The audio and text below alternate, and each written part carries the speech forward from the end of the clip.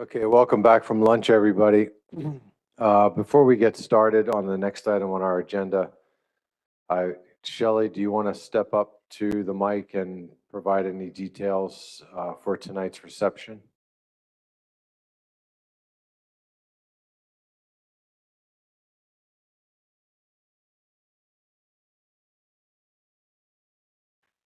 For those of you who RSVP'd for tonight's dinner, there's information on the screen that's important to you. It is at the Annapolis Maritime Museum. It starts at 6 p.m. The address for the museum is there, but more importantly, the address for parking is highlighted in yellow. So I do know there's a group that's planning to walk. It's 2 miles. There's a group, I think, that's planning to Uber. If you're planning to drive, you will need those 2 addresses highlighted in yellow because there's no parking at the venue. You'll need to park there and then walk a couple blocks. And the streets are pretty narrow on that side of town. So the cost is $60. If you haven't paid yet, I believe there will be time for a short break after Kylie's presentation. If you could see me then and take care of that, that would be appreciated. I think that's all. Okay, thanks, Shelley. And I will also concur that that entire area around the Maritime Museum is residential. So at 5 o'clock, 6 o'clock, it's going to be really difficult to find parking just on the street. And those parking lots will get pretty full pretty quickly. So if you can carpool, I think that would be helpful. I know some of us had talked about walking. We'll probably have to meet. It's probably about a 40-minute walk, 30-minute. Well, Michelle Duvall's walk. It's however fast Michelle's going is how fast it'll take us. But we'll probably meet downstairs at maybe 5:15, 5:20, something like that after we break, if anyone wants to take a walk this afternoon. So, all right. And please see Shelley at the break in the middle of today's afternoon session for payment. That would be very helpful. So with all of that said, we're going to move to the next item on today's agenda. We are convened now solely as the council, and we're going to talk about the East Coast Scenario Planning Initiative. Kylie Dancy is with us and is planning to present that information. So whenever you're ready, Kylie. Thank you, Mr. Chairman. So I'm going to cover a couple things regarding the East Coast Scenario Planning Initiative. So a little bit of we're sort of wrapped up with that initiative currently and sort of identifying next steps and potential actions to take from here. So I'm going to talk about just some of the process outcomes and documents that came out of this process, and we'll have a discussion with the council about next steps for the Mid-Atlantic Council. So just a quick and hopefully familiar overview of the objectives of the overall initiative. This was conducted by East Coast management organizations to explore how East Coast fishery governance and management issues will be affected by climate-driven change in fisheries, and particularly related to the challenges with stock availability and distribution changes, and also to advance a set of processes to provide flexible and robust fishery management strategies, which continue to promote fishery conservation and resilient fishing communities to address uncertainty in an era of climate change. So you've seen this timeline a bunch of times before, and as I noted, we have completed the major phases of this initiative, but at the end you see these application and monitoring steps, and I'll talk in a bit about how we're setting up some sort of additional groups to sort of carry the work forward specific to the monitoring phase, but we also expect, to go back and forth a little bit between the monitoring and application phases. We expect the process moving forward to be iterative, and that will adapt and change the process over time. We expect that we might want to go back to the scenarios and our intended applications and go back to the monitoring again as we work through the actions and evaluate progress. So while our initiative may be over, there are certainly aspects of the process at the end here that are going to continue to occur into the future as we attempt to address these identified actions. So I won't cover the scenario recap, but just as a reminder of these 4 scenarios that were created as part of this process, which form the basis for the discussion of the applications.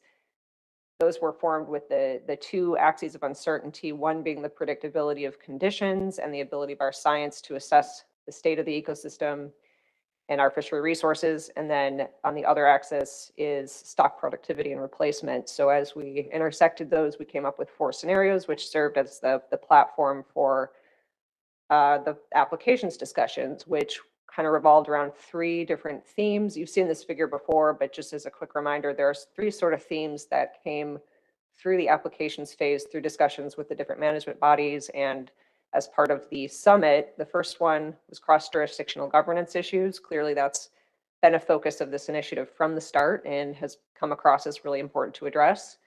The second is managing under increasing uncertainty, particularly relevant in situations or scenarios where conditions are becoming more unpredictable. And then the third theme is data sources and partnerships.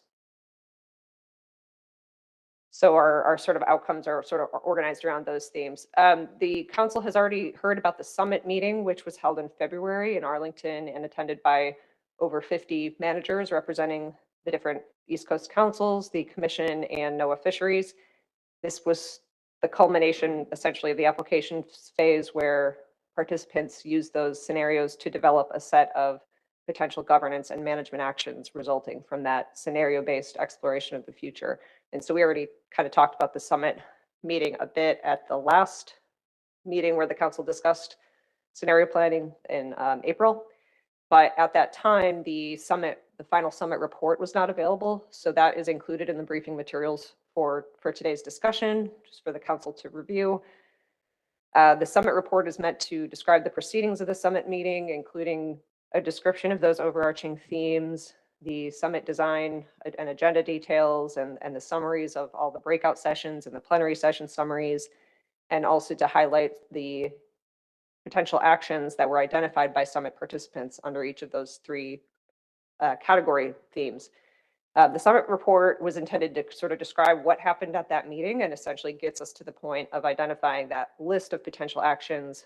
But for those that were there, you will recall that we didn't really have time to dive into all of those actions in depth. We didn't have time to, in plenary, talk about next steps for all of those actions or specifically define what each of them would mean. And so when we came out of the summit meeting and the core team was thinking about how to develop a report for that, we developed the summit report, but we were also thinking that a second document would be helpful in this case to sort of more thoroughly describe some of these action items and to identify next steps for some of them that were not able to receive attention in the plenary discussions at the summit meeting. So what the core team ended up doing for the consideration of the NRCC was to develop a second document, a draft potential action menu, allowing us to sort of expand on those ideas and identify potential next steps. It incorporated a lot of the next steps as well that were identified at the summit for the ones that did receive discussion. So we kind of organized the actions by theme, and then after the NRCC meeting, I'll discuss in a minute, we organized the document, the second version of the document by priority. The action menu describes the issues in a bit more detail, identifies specific next steps and possible groups to work on each of the items. And the intent is that this document would be used as a planning tool to guide work on collective and individual priorities, where the intent is that this becomes sort of a living document that is regularly revisited. So it's a collection of potential actions that we recognize not every group is going to prioritize, and not everything is the same priority level, but it is something that is sort of a resource of a list of potential actions that came out of that summit process and as the result of the whole East Coast scenario planning initiative. So going forward, this action menu will be the document that this council and other organizations are primarily focused on as we plan our next steps. So the NRCC, with the inclusion of the South Atlantic Council leadership, reviewed both the summit report and a draft version of this potential action menu at their May 2023 meeting. The group provided input on the descriptions and the content, and then went through each action and identified whether each should be a high, medium, or low priority. So a high priority, pretty straightforward, essentially high priority to address in the near term or stuff that's already occurring in some cases. The medium priority was also referred to as a watch list for things that may not be near-term priorities or may take a little bit more to get going. And then the parking lot is sort of the low priority place, referred to as the parking lot because it's for things that may not be feasible or prioritized for the near term, but it was a set of actions that the group felt should be retained for possible future consideration in the longer term. So things that we can revisit. So it's still contained in this sort of reference list of potential actions. The NRCC also provided some revisions to some of the next steps and identified areas where additional groundwork is needed before considering certain issues. At that expanded NRCC meeting, they also identified that there is a need for additional groups to be formed to continue the work and ensure that things are prioritized and accomplished. I will note that a lot of this is still sort of in progress in terms of things that still need to be figured out about exactly how these groups are going to work and about how our participating organizations are going to be coordinating priorities collectively and coordinating actions more generally. But we do expect that much of it will be through these two new groups described here, which have been formed or are being formed. So the first group is an East Coast Climate Change Coordination Group. This is a leadership level group that is similar in composition to the NRCC somewhat, but a bit smaller in size and a bit expanded in terms of participating organizations. So specifically, the NRCC plus South Atlantic Council group did not include leadership from CIRO or the Southeast Center, and so that representation has been added to this new group. The purpose of the coordination group would be to oversee the implementation of actions and to ensure that they are prioritized, both jointly and by individual management organizations, and also to do things like estimate resources needed and ensure the actions are executed in a coordinated fashion.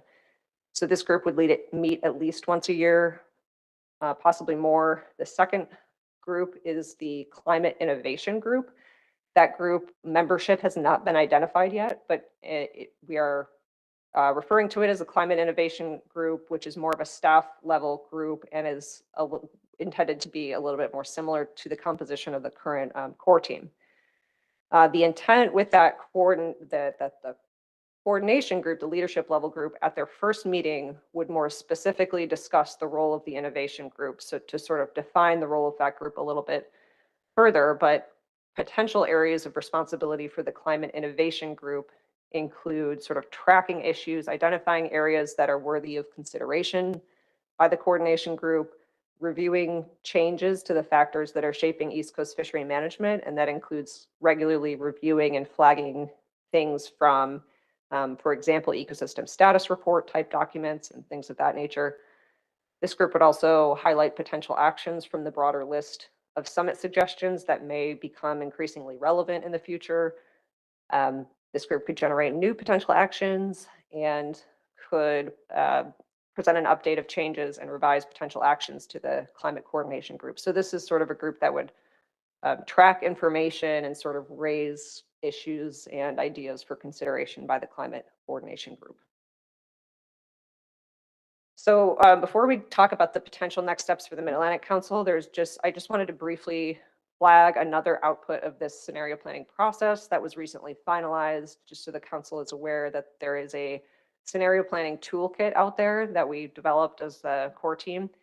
And this is designed to be used by any East Coast fisheries stakeholder, or really even groups that may not even be on the East Coast or may not even be fisheries, but maybe tangentially related, that see value in the process that we went through and want to use some resources or maybe develop a similar process for another similar issue. So the toolkit is a collection of resources that summarizes the East Coast scenario planning work and offers suggestions for how other groups could use that material or the process to have valuable conversations about the challenges of climate change.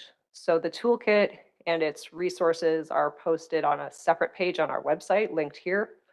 And it includes things like presentations or draft meeting agendas and scenario creation worksheets, as well as some guidelines for scenario planning processes and facilitation that will hopefully provide helpful information to anyone who wants to undertake this type of process. So please spread the word about this if you know of any organizations or groups that might find these resources helpful. In terms of our general next steps, the other participating councils and the commission have either already held the type of discussion that we're having today or will be talking about it at an upcoming meeting. So each group is essentially going to be reacting to the process outcomes and providing feedback about their own priorities, which will be considered by each organization during their respective annual priority setting process for next year as an initial step toward beginning to address some of these actions. So we do acknowledge that we're going to need, again, a more coordinated approach to addressing many of these actions versus just having continued sort of separate conversations with each management body. But as a first step toward getting a sense of what each group wishes to prioritize or is generally interested in, this is the type of conversation that's occurring with each management body. And so as I'll talk about in a few slides, staff have recommendations for near-term Mid-Atlantic priorities. And those are mostly things that this body can do on its own starting next year. But also we recognize that the role of the climate coordination group and the climate innovation group would be key moving forward, sort of beyond that for some of the actions that require multiple groups participating, as well as developing a plan for continued momentum on addressing the outcomes of this process. So for those groups, we expect them to meet initially this fall, and then the coordination group is expected to specifically, I think we'll meet in conjunction with the November NRCC meeting. And in the meantime, the core team is going to continue to meet periodically until that innovation group is established. So for today's council discussion, we're looking for some general feedback on the scenario planning process and outcomes, but also more specific discussion of where should the Mid-Atlantic Council go from here, both for Mid-Atlantic Council specific actions and then also priorities that should be considered for actions that require collaboration with other organizations. Specifically, we're looking at a couple things that could be incorporated into the 2024 implementation plan and then possible longer term priorities to consider as well. So I have some slides with some staff recommendations for next steps for this council, but would certainly be great to hear feedback on any other potential items that are in this document or other actions that the council would like to see prioritized either in the near term or the long term. So I won't have time to kind of scroll through all of the potential actions in the document, but if you have any that I don't mention in the staff recommendations, would love to hear your feedback on what should be prioritized. So to sort of summarize the staff recommendations, I'm going to go through each of these on the next few slides. So I'm not going to list these, but just to give a sort of big picture. Again, I'll point out most of these actions are things that the council could undertake on its own. At this point, I think to kind of get started, we want to kind of look at things that this council can undertake starting next year. First, we have a set of five recommendations for potential items to include on the 2024 implementation plan. This does not need to be sort of a final decision made today because the executive committee is going to meet to discuss the draft implementation plan in October, but and then the final plan will be approved in December. But the discussion today will help staff develop a draft implementation plan for consideration. And so we also included in the staff memo a couple of longer term potential options for the council to think about, not necessarily items that require immediate commitment, but things to think about as we start to think longer term. So the first item potentially for 2024 is to address high priority potential action G1, which is to reevaluate the council committee structure, use, and decision making. And this is the one item on this list that would really need to be done in collaboration with other management organizations as opposed to just the council.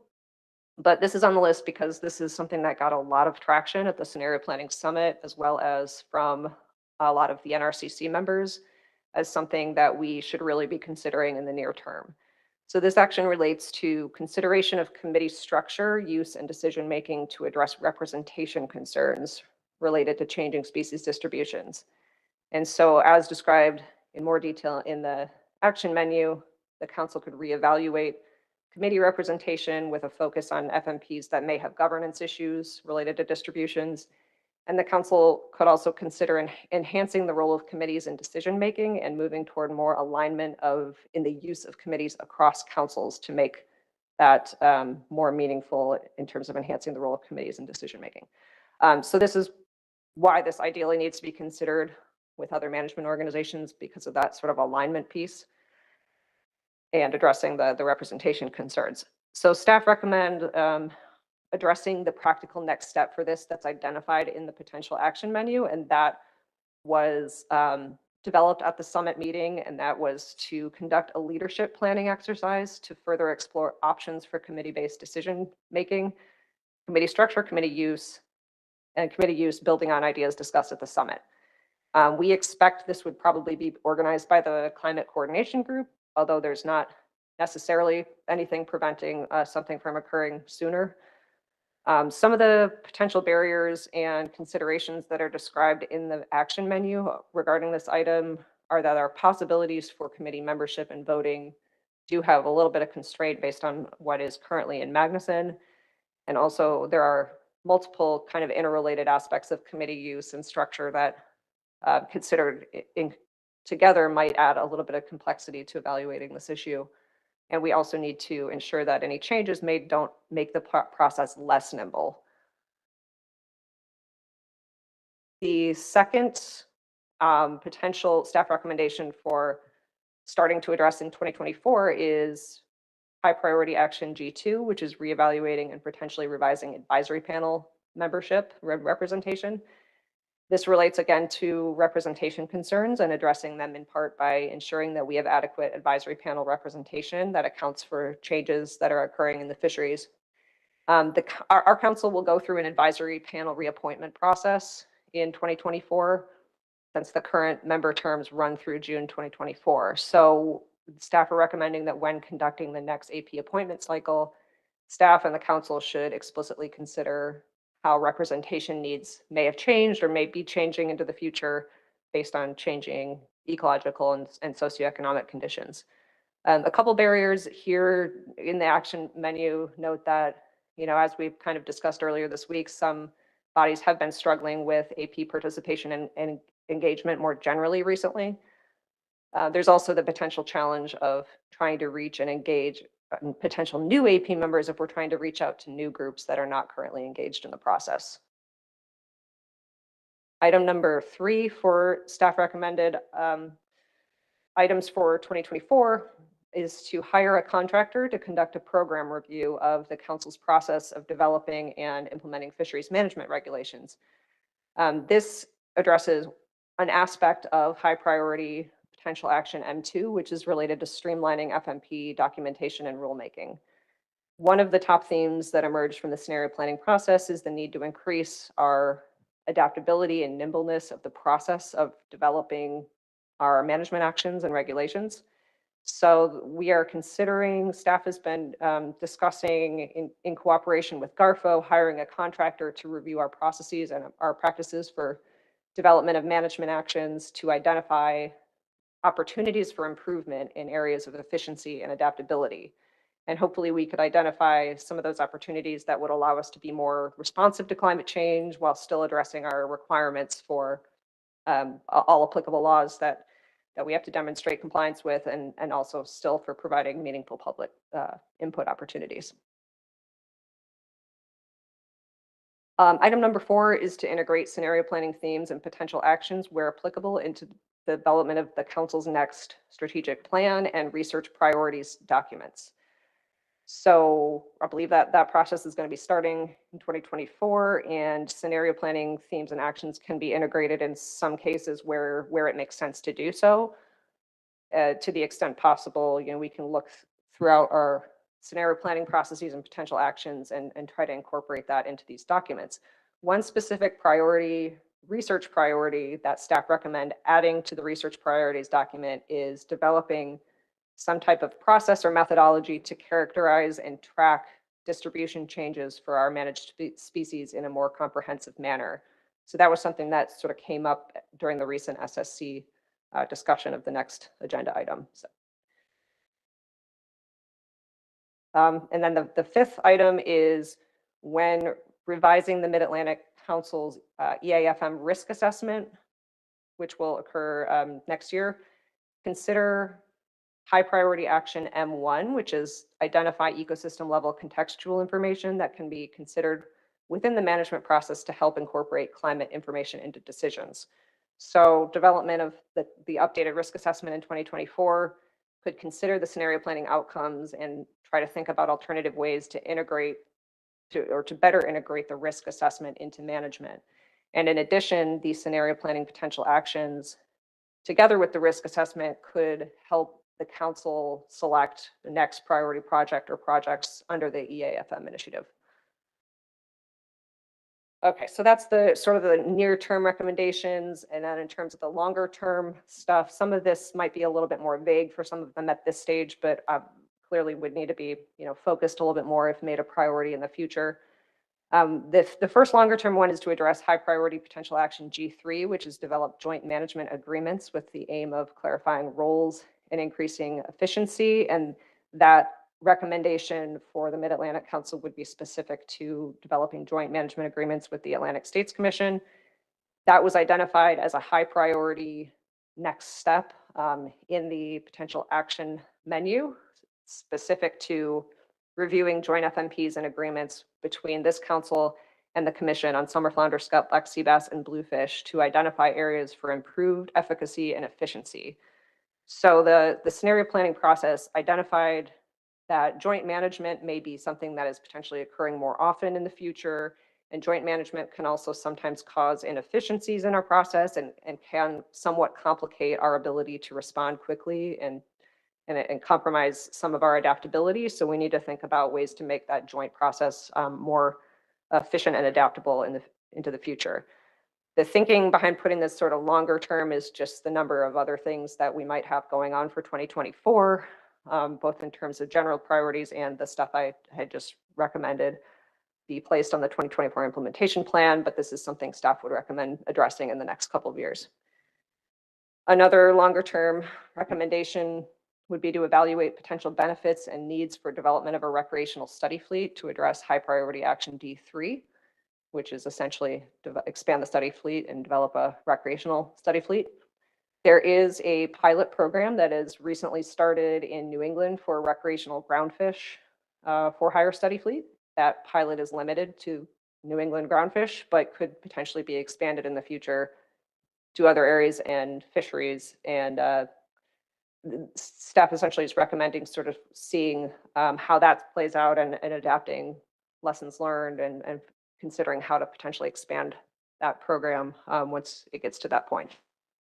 But we would need some additional sort of evaluation to determine the goals, the costs, the benefits, and logistics of such a program.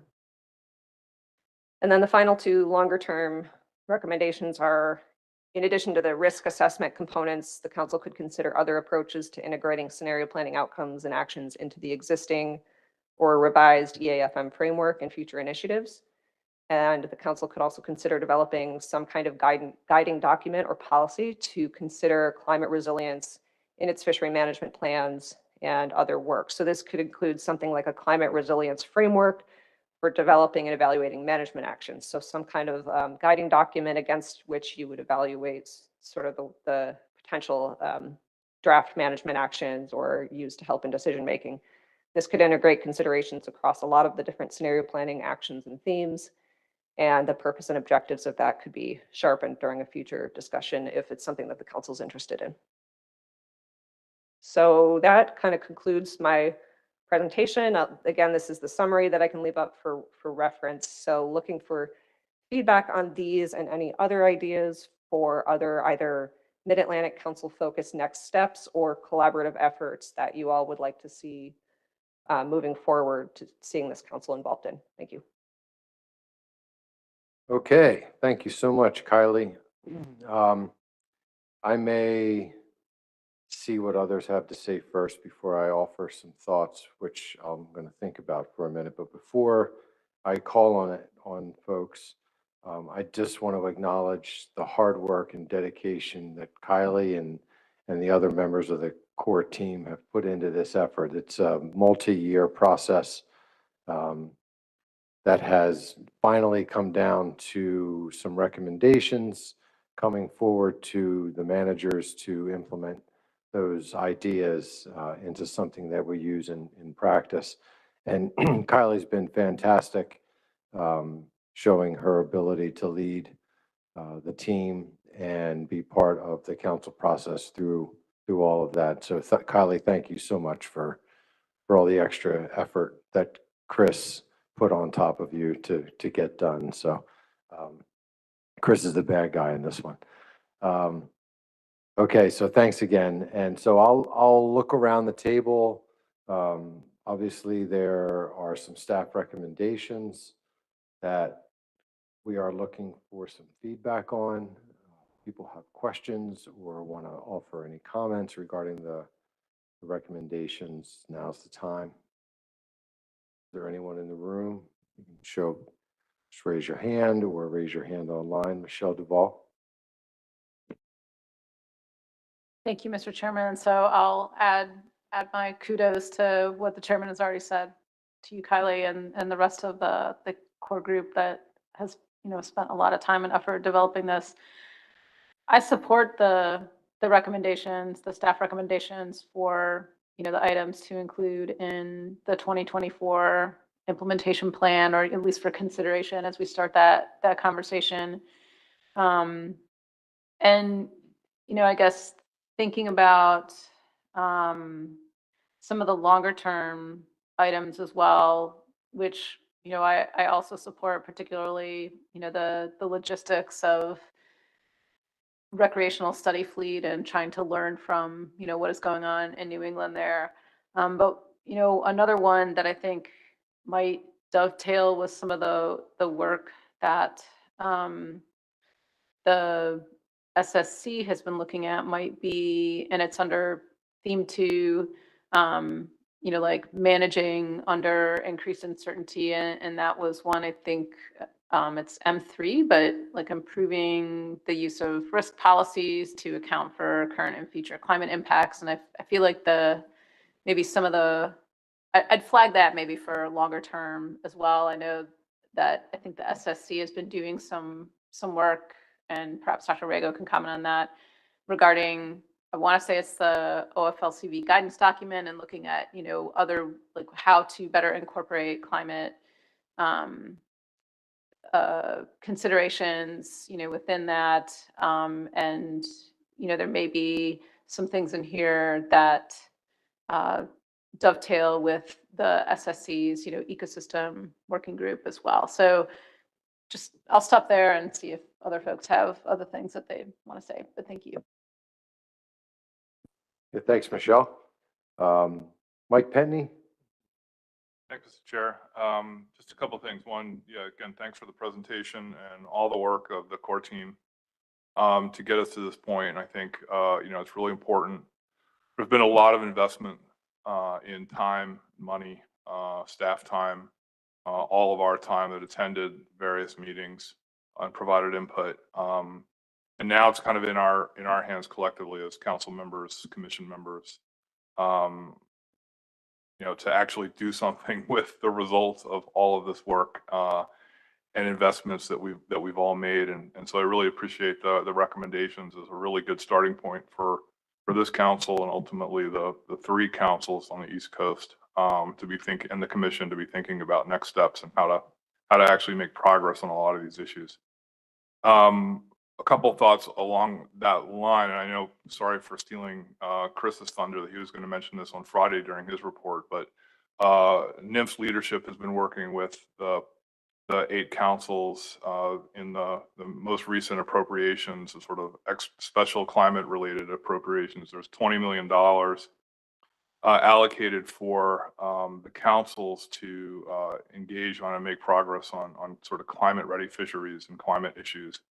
And, I've been talking with our council leadership and with my leadership at headquarters about how I think that the implementation plan, the action menus coming out of our East Coast scenario planning is a really good starting point for some of the projects and initiatives that I think are ripe for being funded, at least either wholly or in part with the $20 million that's being set aside for the council. Now, granted, that's being set aside for all 8 councils. We can't get all of it, but I think we're many steps ahead of some other councils throughout in other parts of the country in terms of having some really some strong ideas and potential projects for making use of that funding. So I'm just saying that in a sense of There's a lot here, and I think it can be kind of overwhelming to think about how we're going to find the resources to accomplish some of these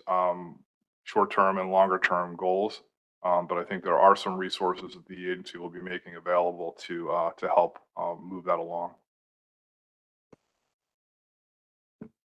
Yeah, thanks, Mike. And not that you brought it up, but since you were on the mic, I just wanted to maybe get your perspective, or whether or not it's been discussed by the core team, the perspective on how some of these items, which are staff recommendations here, and I'll just use the first one as an example, reevaluate committee structure, use, and decision-making. Kylie went through kind of what that looks like. And we all know that NOAA Fisheries is working on the climate governance policy as well. So how do you think, I mean, if we were to start taking action on the implementation plan, how does the climate governance policy kind of dovetail into all of that as we were? I mean, maybe you don't know how it's going to work, but what's the vision from the service as far as how we do the work that's been done at the scenario planning exercise into the governance policy? Yeah, I mean, I think ideally, this is my perspective, not necessarily speaking for agency leadership or the agency as a whole, but I think my perspective is that to the extent that the councils can be, in command of their own future, I think that's the ideal situation to be in. That the three councils working together in partnership with the agency and the commission have a lot of discretion in terms of some of these governance questions. I think G1 here, goes a long way potentially to address some of the concerns that might be at the root of the agency's proposed governance strategy. There may be situations in the future where new fisheries come online, and the agency is going to need a process to evaluate what council or councils to assign management that to.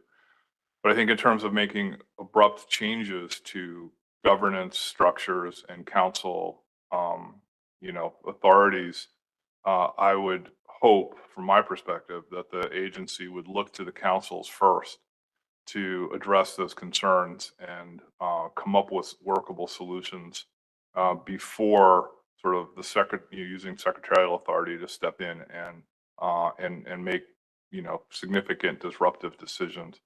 So that's kind of my perspective on this. I think that for this council, New England Council in particular, I think this approach, this plan that we've got is a really good starting point, so that maybe the governance strategy that the agency is putting together is never actually needed, because the councils are stepping up and showing leadership and making those adjustments and addressing those concerns themselves.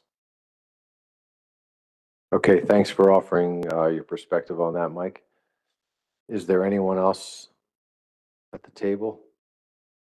Any other members of the council like to ask any questions or offer any comment? Chris Moore.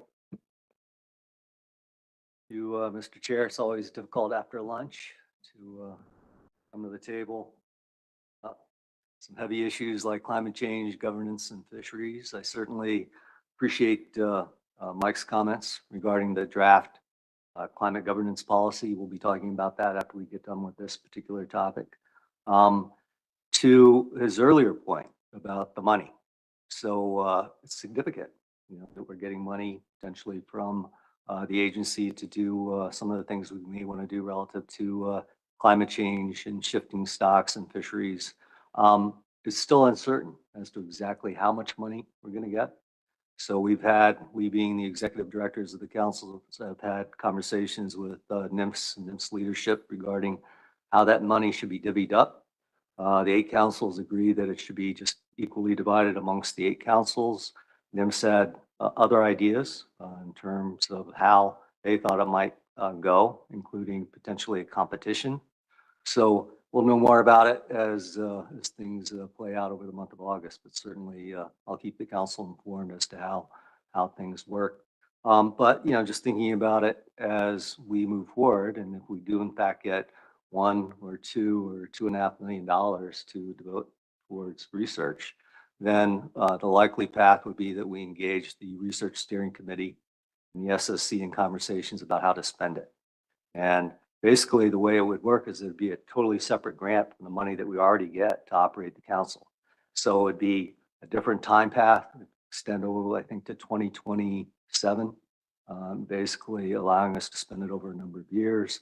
But decisions have to be made relatively quickly. And I know that the service is going to be looking to the councils later this year for proposals. So again, I'm going to keep you all informed, and we'll do what we need to do to get that money in play. Thanks. All right, thanks, Chris. I was hoping for a good old fashioned tug of war tournament at the next CCC meeting. I have confidence in Wes and I that we take them down. All or nothing. Okay, any other comments? Eric Reed. Yeah, thank you, Mr. Chair, and thank you, Dr. Moore. And the interesting thing about that 20 million bucks, like Dr. Moore said, it's unclear exactly how that's going to get divvied up. But it also comes with another interesting caveat, is that any project that is funded with that money has to be self-sustaining beyond 2027, which in my mind, that is an extremely uncertain budget constraint. So it's I mean, that's part of the deal. And so, climate change is not going away starting in 2027 or 2028. And it's unfortunate that, that money is only going to be available, and you have to carry your own weight after that. And I don't know what that's going to look like, but that is a caveat, I'm pretty sure. So just keep that in mind. Okay, thanks, Eric. Chris Batsavage. Yeah, thanks, Mr. Chair. And thank you, Kylie, for the presentation and giving us some recommendations to consider. I think they're definitely good ones.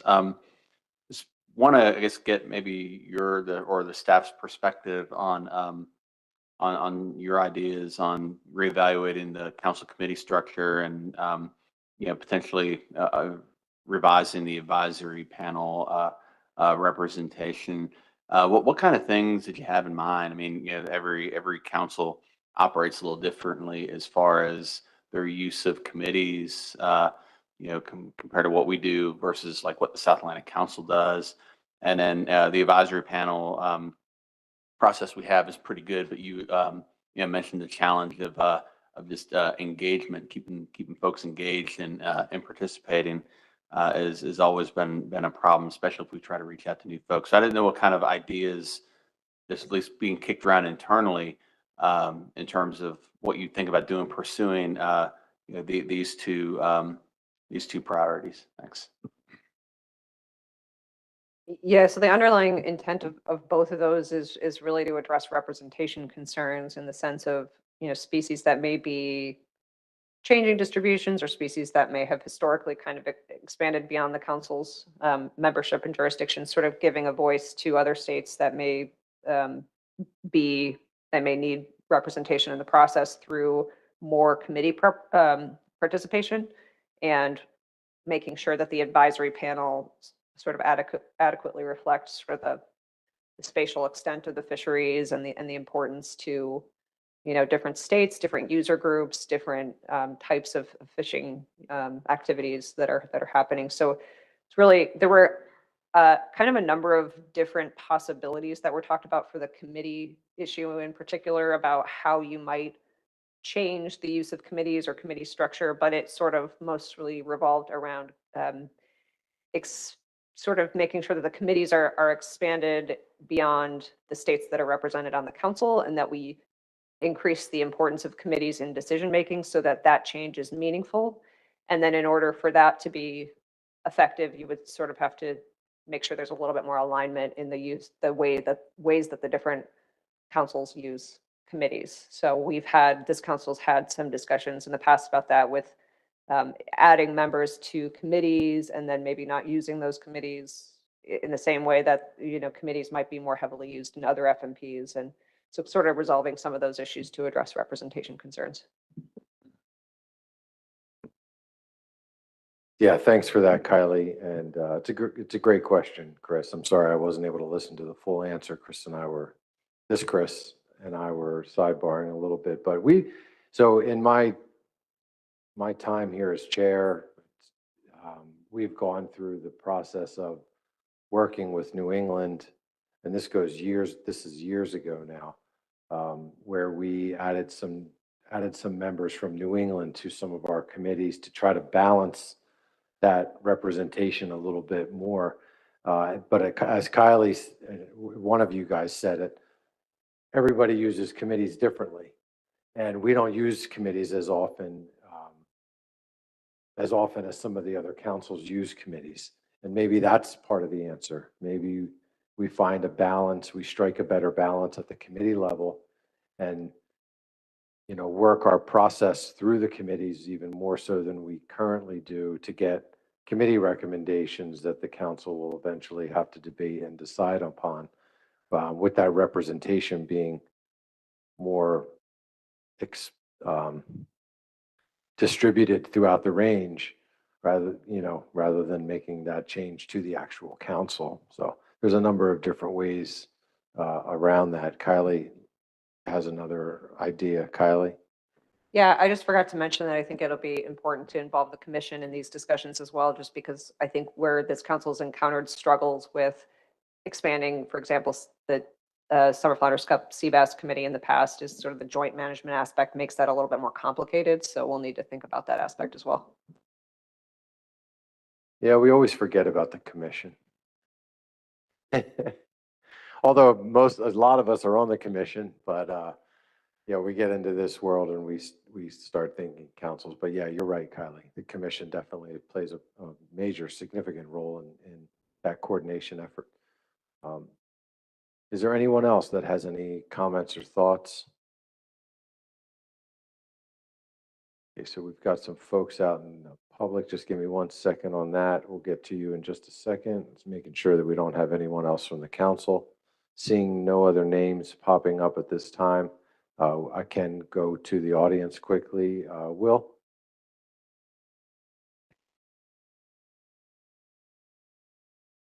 Thanks, Mr. Chair. Will Poston with the American Saltwater Guides Association. Just wanted to quickly add that we strongly support the exploration of a recreational study fleet. Leveraging and involving the recreational sector is a huge opportunity. And I think we've all kind of heard about the challenges that we're facing the past couple days. So recreational study fleet could potentially help address that, but could be another huge opportunity to improve stock assessments throughout the entire East Coast. And we'd be happy to assist in, answering any questions or be involved in the future. Thanks. Okay, thanks, Will. Anyone else from the audience? Seeing nobody in the room, I don't see any hands online. So I'm going to bring it back to the table at this time. Kylie, maybe you can just refresh our memory from when you said it earlier, but the next steps in moving forward are ... Yeah, so staff will take, the input from this discussion and develop and incorporate this into the draft implementation plan for review by the executive committee in October. And then also the climate coordination group, I think will meet for the first time in November. So the core team will sort of prepare for that discussion to talk about sort of bigger picture coordination issues. Excellent. Okay, thank you. Was there anything else that you were hoping to get from this discussion? I mean, I know it was pretty open-ended based on the staff recommendation, but if there's something you'd like to, have the group focus on, we can do that, or we can move on. I think that's fine. We can move on. Yeah. Okay, excellent. Chris Moore. Thank you, Mr. Chair. Just to put a fine point on it, we'll be drafting draft implementation plan for 2024 for folks to look at in October. folks being the executive committee. Certainly, that will be an open conversation. Typically it is. So we can have input there from a number of folks. But my point is that if you have ideas that you'd like to have incorporated into that draft, let us know. Certainly, again, Kylie went through this pretty quickly because we've been over it many times before. But take a look at the documents that exist. There's many documents, many pages of stuff to look at, and get those ideas to us so we can talk about it in October. And again, we'll have time even after October, a little bit of time, because final decision on 2024 is not going to happen until the council approves the implementation plan in December. Thank you. Okay, thanks, Chris. Okay, that concludes our business. Kylie, thanks for your presentation. That concludes our business under this item on the agenda. Let's take 10 minutes. We'll come back at 2:30 and we'll pick up with NOAA's Fisheries Climate Governance Policy discussion. Thank you.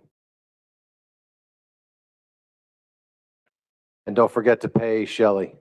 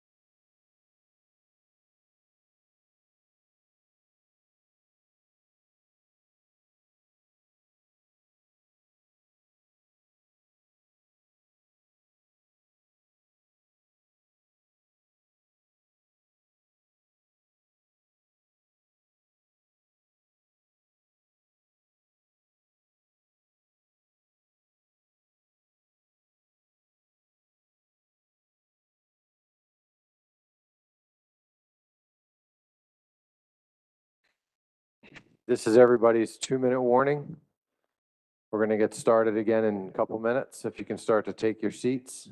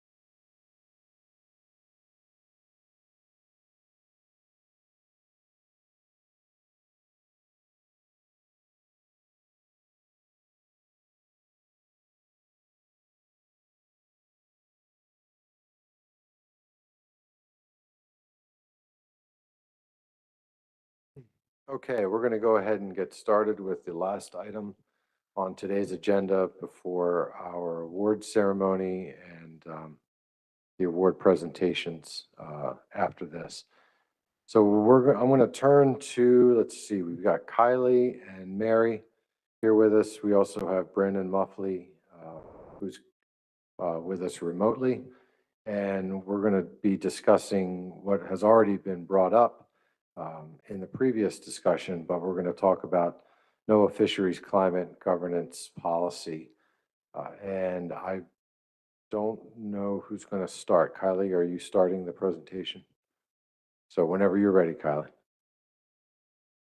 Yes, so I'm going to be giving the presentation, and Mary and Brandon have been heavily involved in this as well, so are kind of here to provide backup and join the discussion later. So I'm going to talk about, I'm going to give an overview of this NIMS Fisheries Climate Governance Policy Draft. And then we held an SSC meeting on July 12th, so I'll provide an overview of the SSC comments on this issue. And also we developed a collection of staff comments and reactions for the council's consideration that we posted as a supplemental material last week. So I'll go over sort of our staff, some of our staff comments on this issue for the council to discuss. So the overview of the policy and the issue here is that under Magnuson, the regional councils have responsibilities for fisheries that are within their geographic areas for fisheries that require conservation and management. In situations where a fishery extends beyond the geographic area of any one council, Section 304F of Magnuson authorizes the Secretary of Commerce to either designate which council should prepare the FMP or require the relevant councils to prepare an FMP jointly. So in terms of the geographic area of authority of a council, that's referring to the defined area of authorities in the regulations as shown in this figure. So there are boundaries where the Mid-Atlantic Council's area of authority is. So typically, NOAA Fisheries and the councils have addressed this issue on a case-by-case basis when developing an FMP, but this draft policy document is intended to provide guidance on application of this provision of Magnuson. And the draft policy is providing guidance on when the geographic scope of a fishery may be in need of review, and how to determine the geographic scope of the fisheries, and determining which council or councils should be responsible for new and/or existing FMPs for fisheries that are extending or moving beyond the geographical area of any one council. So the sort of rationale described in the document, NOAA Fisheries states that the reasoning behind developing such a policy is in anticipation of an increasing number of fish stocks that are shifting geographic distribution, or new fisheries emerging, and other demographic shifts in fisheries. And it also states that having an established process and guidance in place for addressing these situations provides a more transparent and responsive approach to management.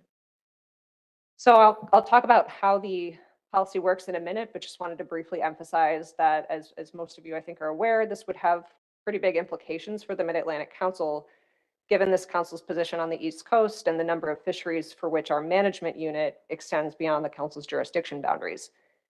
So based on the draft criteria that are described in the document, staff's reaction is that at a minimum, this is going to lead to several of the council's managed species experiencing frequent reviews of geographic scope, which may or may not trigger a change in management responsibility, but in terms of the review process could be frequent for our species. And in addition, there are a lot of considerations described in the document when it comes to designating council authority. So it's not 100% clear how this might play out, but there are a set of draft presumptions pertaining to designations in the document that would indicate that there's a reasonable potential for one or more of our species to at least be jointly managed with the New England Council, if not fully transferred to New England. So again, not something that's guaranteed based on the way the policy is written, but these presumptions are certainly indicating a strong possibility of that. So potentially big implications for this council species. So NOAA Fisheries distributed this policy to the councils on May 15th, just prior to the May CCC meeting. So this was reviewed and discussed at that CCC meeting, and the CCC provided some initial feedback. This council briefly discussed this during the executive director's report at the June council meeting. And again, on July 12th, we convened a special SSC webinar meeting to seek the SSC's feedback on this policy. Today, the council will discuss the policy as well as the staff and SSC comments and develop the content of this council's comments. The deadline for providing comments to NOAA Fisheries from the councils is not until November 17th, but we do hope to submit comments a good deal earlier than that, and we are aiming for September. Since the earlier we can get comments in, the more time NIMS will have to consider them. And I also wanted to note that the CCC does plan to develop a joint council letter in addition to individual council comments, and so that will be brought up at the October CCC meeting. So the next few slides, I'll provide a draft overview of an overview of the draft policy. And this figure is from the policy illustrating the overall flow of the proposed process. And that has 4 steps. I'll go through each of these in the next couple of slides, but in brief, there's sort of a cyclical process here where step 1 is determine when to review the scope of a fishery. If a review is determined to be needed, then step 2 is to identify the geographic scope of the fishery. If this review determines that one fishery extends into the areas of authority for more than one council, then you proceed to step 3, which is determine the council or councils that are responsible for the FMP. And there's a couple different designation options that could lead to. Step 4 is, depending on the results, you either establish new governance or continue existing governance or transition management responsibility. So staff note this figure does sort of denote a loop. So to us, this sort of implies this process would be continuous of reviewing and possibly changing or not management authority. So in a little bit more detail, this is an overview of step 1. This is sort of a preliminary review or determination of whether a review is needed. NIMS will conduct a review if either certain criteria are met or upon request from a council. So for the criteria listed in the document that may indicate a need for review, NIMS indicates that they would use multi-year averages of these metrics to prevent frequent transitions of authority between councils. And the indicators that they describe here specifically include indicators of significant change in the location of stocks or fishing effort, including but not limited to a shift in the location of, a proportion of the fisheries revenue that accrues to another council region, or a similar shift of 15% or more in the proportion of recreational effort. And then another indicator is documented shift in stock distribution. The policy also states that certain council actions with cross-jurisdictional implications, such as allocation or permit changes, would also trigger a review. Step 2 is the determination of the geographic scope of a fishery, but before getting to that step, I just wanted to show this slide to note the potential data sources that are listed in the document, and these pertain to both step 1 and step 2. The list is the same. So in determining either whether a review is needed or in determining the geographic scope of a fishery, NIMS notes that the data sources can include but are not limited to stock assessments, fishery independent surveys, various sources of fishery dependent data, recreational fisheries catch and effort estimates, NOAA's DISMAP portal, traditional and ecological knowledge, stakeholder provided information, and ecosystem status reports or similar products. For step 2, determining the geographic scope of the fishery, the policy states that this could consider both the location of fish species and the location of fishing effort. Again, this would use data sources listed on the previous slide. And some additional considerations for this determination listed in the policy include the management goals and objectives of the existing FMP, the need for conservation and management, management efficiency, biological considerations, including genetics, and infrastructure such as vessels, dealers, and ports. Timing-wise, NIFS may choose to give the relevant councils a period of up to 6 months from the date of notification to recommend how the geographic scope of the fisheries should be identified. The potential outcomes of the geographic scope determination are listed here, and in the policy at the conclusion of step 2, you could end up with outcome 1, which is one fishery in one council's area of authority. That council is responsible for that fishery. Outcome 2 is separate fisheries in multiple council areas of authority, and then each council is responsible for the fisheries under its area of authority. Outcome 3 is that one fishery extends into areas of authority for more than one council. So if, according to the policy, you would proceed to step 3 under this third outcome where you have one fishery that's extending into an area of authority for more than one council. Step 3 is the determination of which council or councils have management authority. NOAA Fisheries would consult with the relevant councils here and provide 6 months to recommend a designation unless a different schedule is required to comply with Magnuson requirements. And the possible determinations listed in the policy include designation 1, which is one council, one FMP. Designation 2 is multiple councils managing under one FMP, so joint management with a single FMP, which may include designating one council as the lead. And then designation 3 is you have multiple councils with multiple FMPs. So in terms of how those determinations are reached for the designations, the draft policy provides a long list of general considerations for this part about how to make this decision.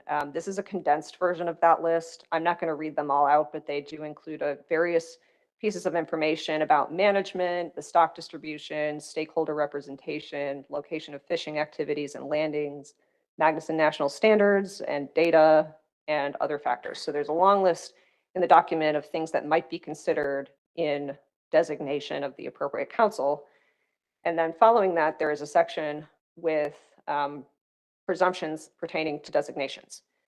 So as with the initial review criteria, the policy states that multi-year averages would be used for these metrics to prevent frequent transition of authority.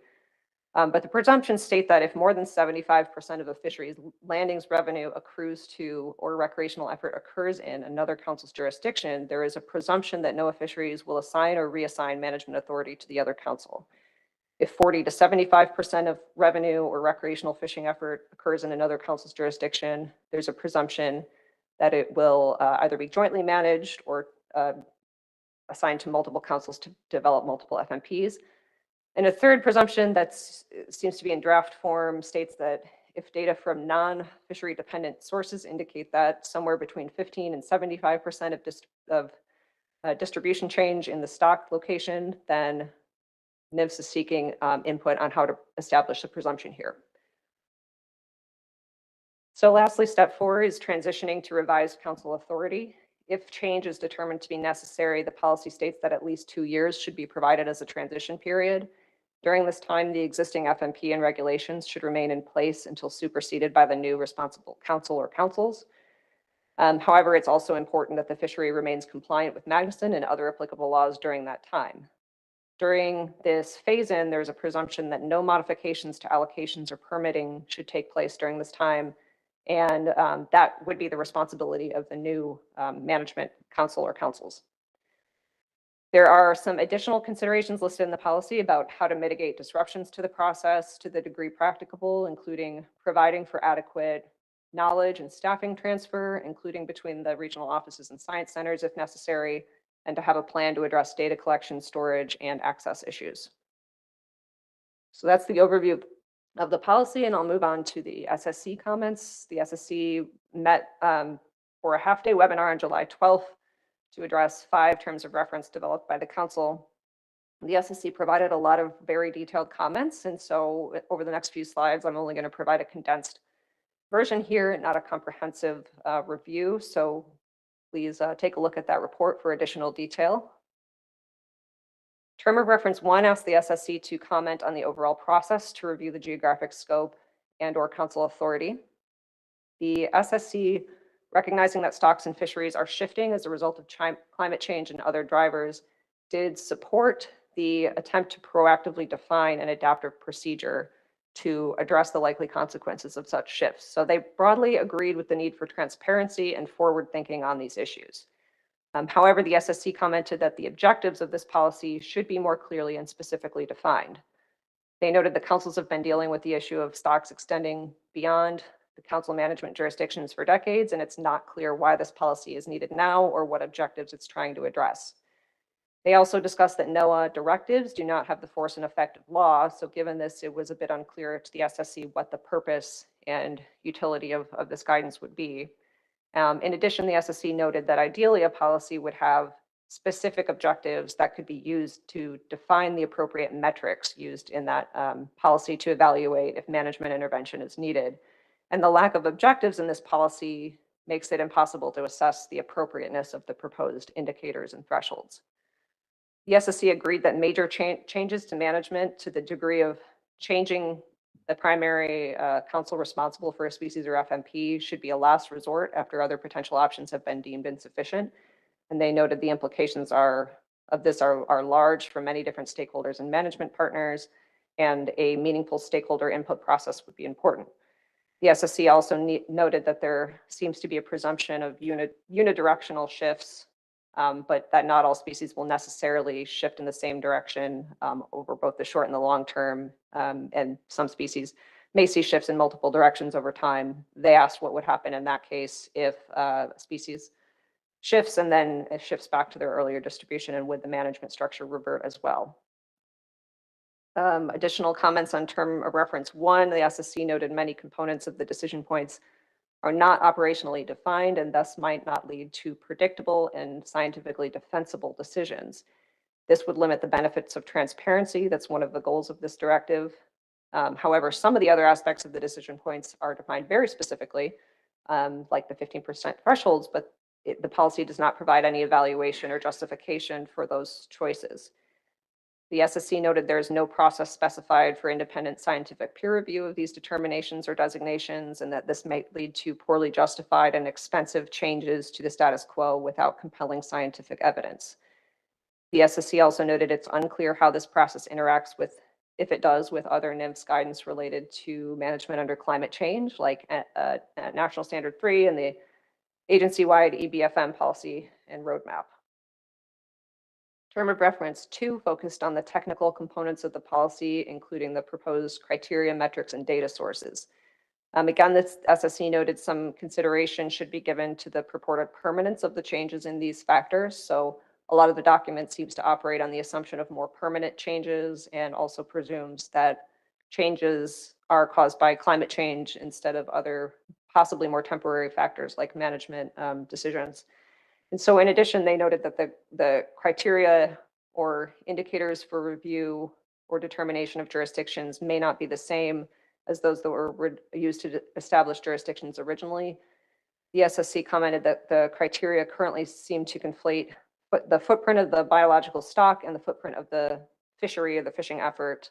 The Magnuson definition of a fishery has both of those two components, so the unit stock of fish and the fishing for such stocks. So the SSC wondered if it was accurate to assume that the distribution of both of those components would have to change significantly to conclude that there's been a substantial change in the location or the scope of a fishery.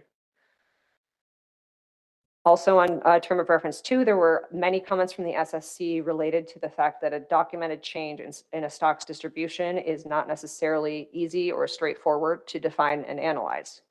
They suggested that the definitions of a change in stock distribution used in the literature would need to be tightened considerably before such changes can be used for decision-making, and that methodologies would need to be sufficiently standardized to define relevant threshold criteria and how the uncertainty in that should be estimated. The SSC noted that the document doesn't provide any prioritization of different data sources or indicators used to define or document a shift in stock distribution based on factors like data quality, and that it may be useful to do so. The SSC also noted the need for an evaluation to be able to distinguish between interannual shifts in distributions and longer term or more permanent trends. They felt that the consideration of 3-year timeframes as proposed in the document is too short to differentiate a range shift from interannual variability. The group was unclear on how it would be handled if certain criteria conflict, so how divergent indicators or even different components or timeframes of the same indicator would be reconciled. So what if the recreational fishery is shifting and the commercial is not, or if the spring trawl survey shows one trend and the fall survey shows another? The SSC also identified the need for close alignment between any metrics used and specific goals of the policy, as well as the need to account for differing data quality and the uncertainty associated with different data sources and indicators. In addition, the SSC noted the need to consider that changes might emerge through a suite of different drivers in addition to just climate-related drivers. And one example discussed was trawl survey areas being impacted by wind energy development and possibly seeing some things like changes in a trawl survey indicator that might not be necessarily reflective of a species distribution change driven by climate change. Term of reference 3, the SSC noted, the term of reference 3 focused on the social and economic implications of the policy. The SSC noted that changes in management contemplated in this policy could be extremely disruptive and could introduce management uncertainty that influences the capitalized values of the quota, permits, licenses, and associated vessels, and otherwise affect long-term business planning.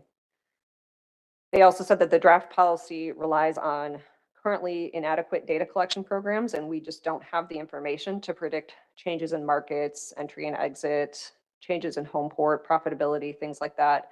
So it's difficult to evaluate the social and economic consequences of this policy to an individual or a business based solely on the types of information that we do have readily available, like permit address and things like that. They noted that the draft policy might create perverse incentives, and a couple examples given included a disincentive for collaboration among councils or changes in real or reported landings locations to either cause or prevent a jurisdiction shift. They suggested that the policy should recognize that there's a difference between a fishing business and a fishing vessel, and that the locations and extent of those might differ substantially. The SSC noted that the proposed timelines are not reasonable to obtain meaningful stakeholder input, and also noted that as defined under step 4, under a transition in management authority, a freeze on modifications to allocation or permits during the phase-in period could have serious consequences for business planning, which would be exacerbated if there were, for example, any potential court challenges or anything. The SSC for term of reference 4, potential stock assessment, science and stock assessment implications of this policy, noted that it does have important implications for data and stock assessments and science center workload.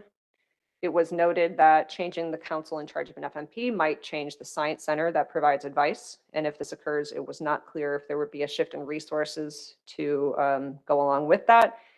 It is unclear from the policy who would conduct the standardized analysis of distribution shifts, and it's also unclear how the data would be shared and standardized and improved across regions. The SSC noted the likely need for new data streams and processes if there is a transfer of jurisdiction. Another point was about management strategy evaluation, which is increasingly being used to guide development of approaches for ABCs or other management approaches. However, MSCs haven't typically considered major things like a change in the council's overall risk policy, and if authority changes, major changes like that could definitely impact the results of an MSC, and thus any guidance that's derived from MSCs might no longer be relevant if the jurisdiction changes. In addition, transfer of management authority would also erode the substantial institutional knowledge within each council and the science center staff, and would be costly and difficult to replicate in the transition period defined. Term of reference 5 is sort of providing guidance on any additional guidance or recommendations for council consideration. First, the SSC noted a policy directive that outlines the underlying science or management issues should have been developed, or perhaps it exists before making this procedural directive, since a procedural directive typically outlines the process to address the policy. They noted that the current draft policy contains no information on the foundation as to what this policy is based on and no science to demonstrate issues existing. In addition, there's no information provided on efforts by the councils or NIMFs to address climate and governance challenges, including the intersection with the East Coast climate change scenario planning process. The SSC noted that a policy directive should clarify what would be the primary concern is regarding representation, and also suggested that it include examples of species and associated councils that might be driving the need for this directive. The SSC commented that the amount of change would need to, which should need to happen to trigger a change in management should be extremely large within such a policy. Otherwise, the risk of a stock kind of going back and forth between thresholds and potentially changing management authority could be very disruptive to stakeholders and management partners. And the SSC suggested that NOAA should test this process, objectives, rules, and triggers through different case studies on a wide range of species to see how this might be applied and to understand when a change in management may truly be needed. They suggested this could be done through the formation of a national working group similar to those formed to review national standard guidance to provide technical advice on best practices. Finally, the SSC noted that the draft policy fails to acknowledge several critical state partnerships in science and management. For example, there are existing cooperative agreements or research set-aside programs or joint enforcement agreements, research and monitoring partnerships, and other things with state partners that may be disrupted or terminated because of a shift in management responsibility. And they also noted that this is particularly relevant because these state partners are not being directly engaged on the development of this policy. So again, that was a lot of information on the SSC comments, but it still wasn't even covering all of the comments they made. So that's a great detailed report. I would encourage you to take a look at it if you haven't. So now I'll cover staff reactions and preliminary comments for the council to consider for inclusion in a letter. As I mentioned, we posted a supplemental document last week, and I'll cover the main points, including the overarching themes and key takeaways, as well as policy recommendations for a revised policy. But I'll try not to overlap too much with the points that were already made by the SSC. So starting with the key takeaways and comments. So first, the document does not adequately describe the problem that the policy is addressing. So while it is clear that species distributions are changing, have changed, will continue to change, we do currently manage our fisheries throughout their ranges with management units that, for our species, I think all extend outside of the council's area of management authority. So this has always been the case, and so it's unclear why this guidance is necessary now. The policy does not define specific objectives, and as the SSC mentioned, that makes it really difficult to assess the appropriateness of the proposed process. The draft policy seems to treat changes in council management authority as a first course of action for addressing shifting stock distributions, and we would consider this to be a drastic response, which may create additional governance challenges, and we would consider this as something that should only be done as a last resort when other approaches have failed to address governance concerns. So in addition, staff think that the draft policy undermines the efforts of the East Coast Scenario Planning Initiative, which, as we just discussed, which was undertaken to address some of these governance challenges posed by changing species distributions. And the East Coast is likely to be most immediately affected by this NOAA fisheries policy.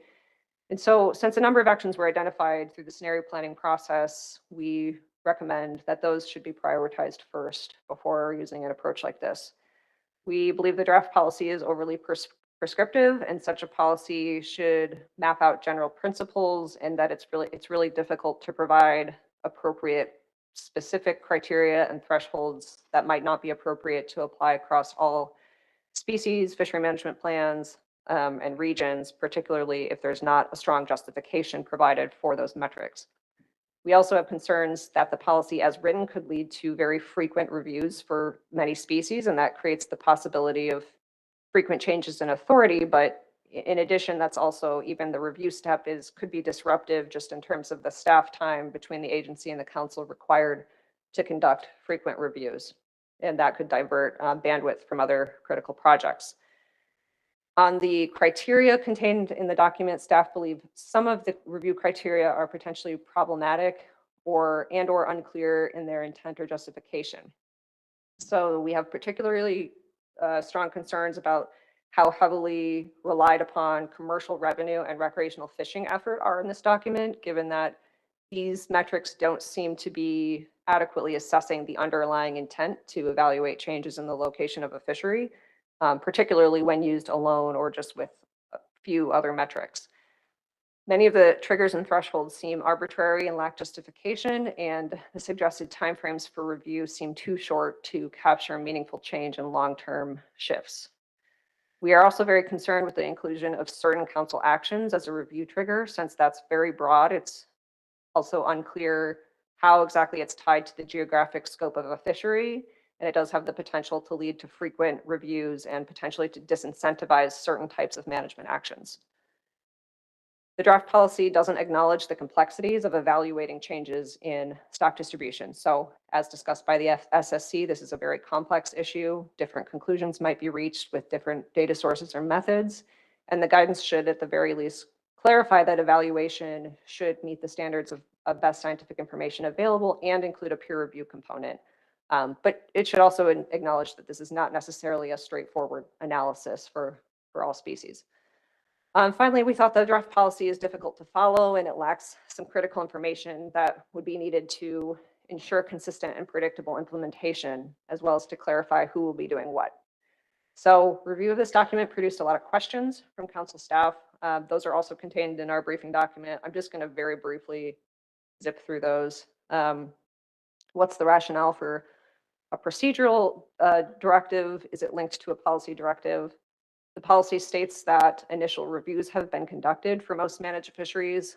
We had differing interpretations on staff of whether this meant that was done during the development of original FMPs or whether there was some more recent evaluation. And it was also unclear which fisheries would not have had that done.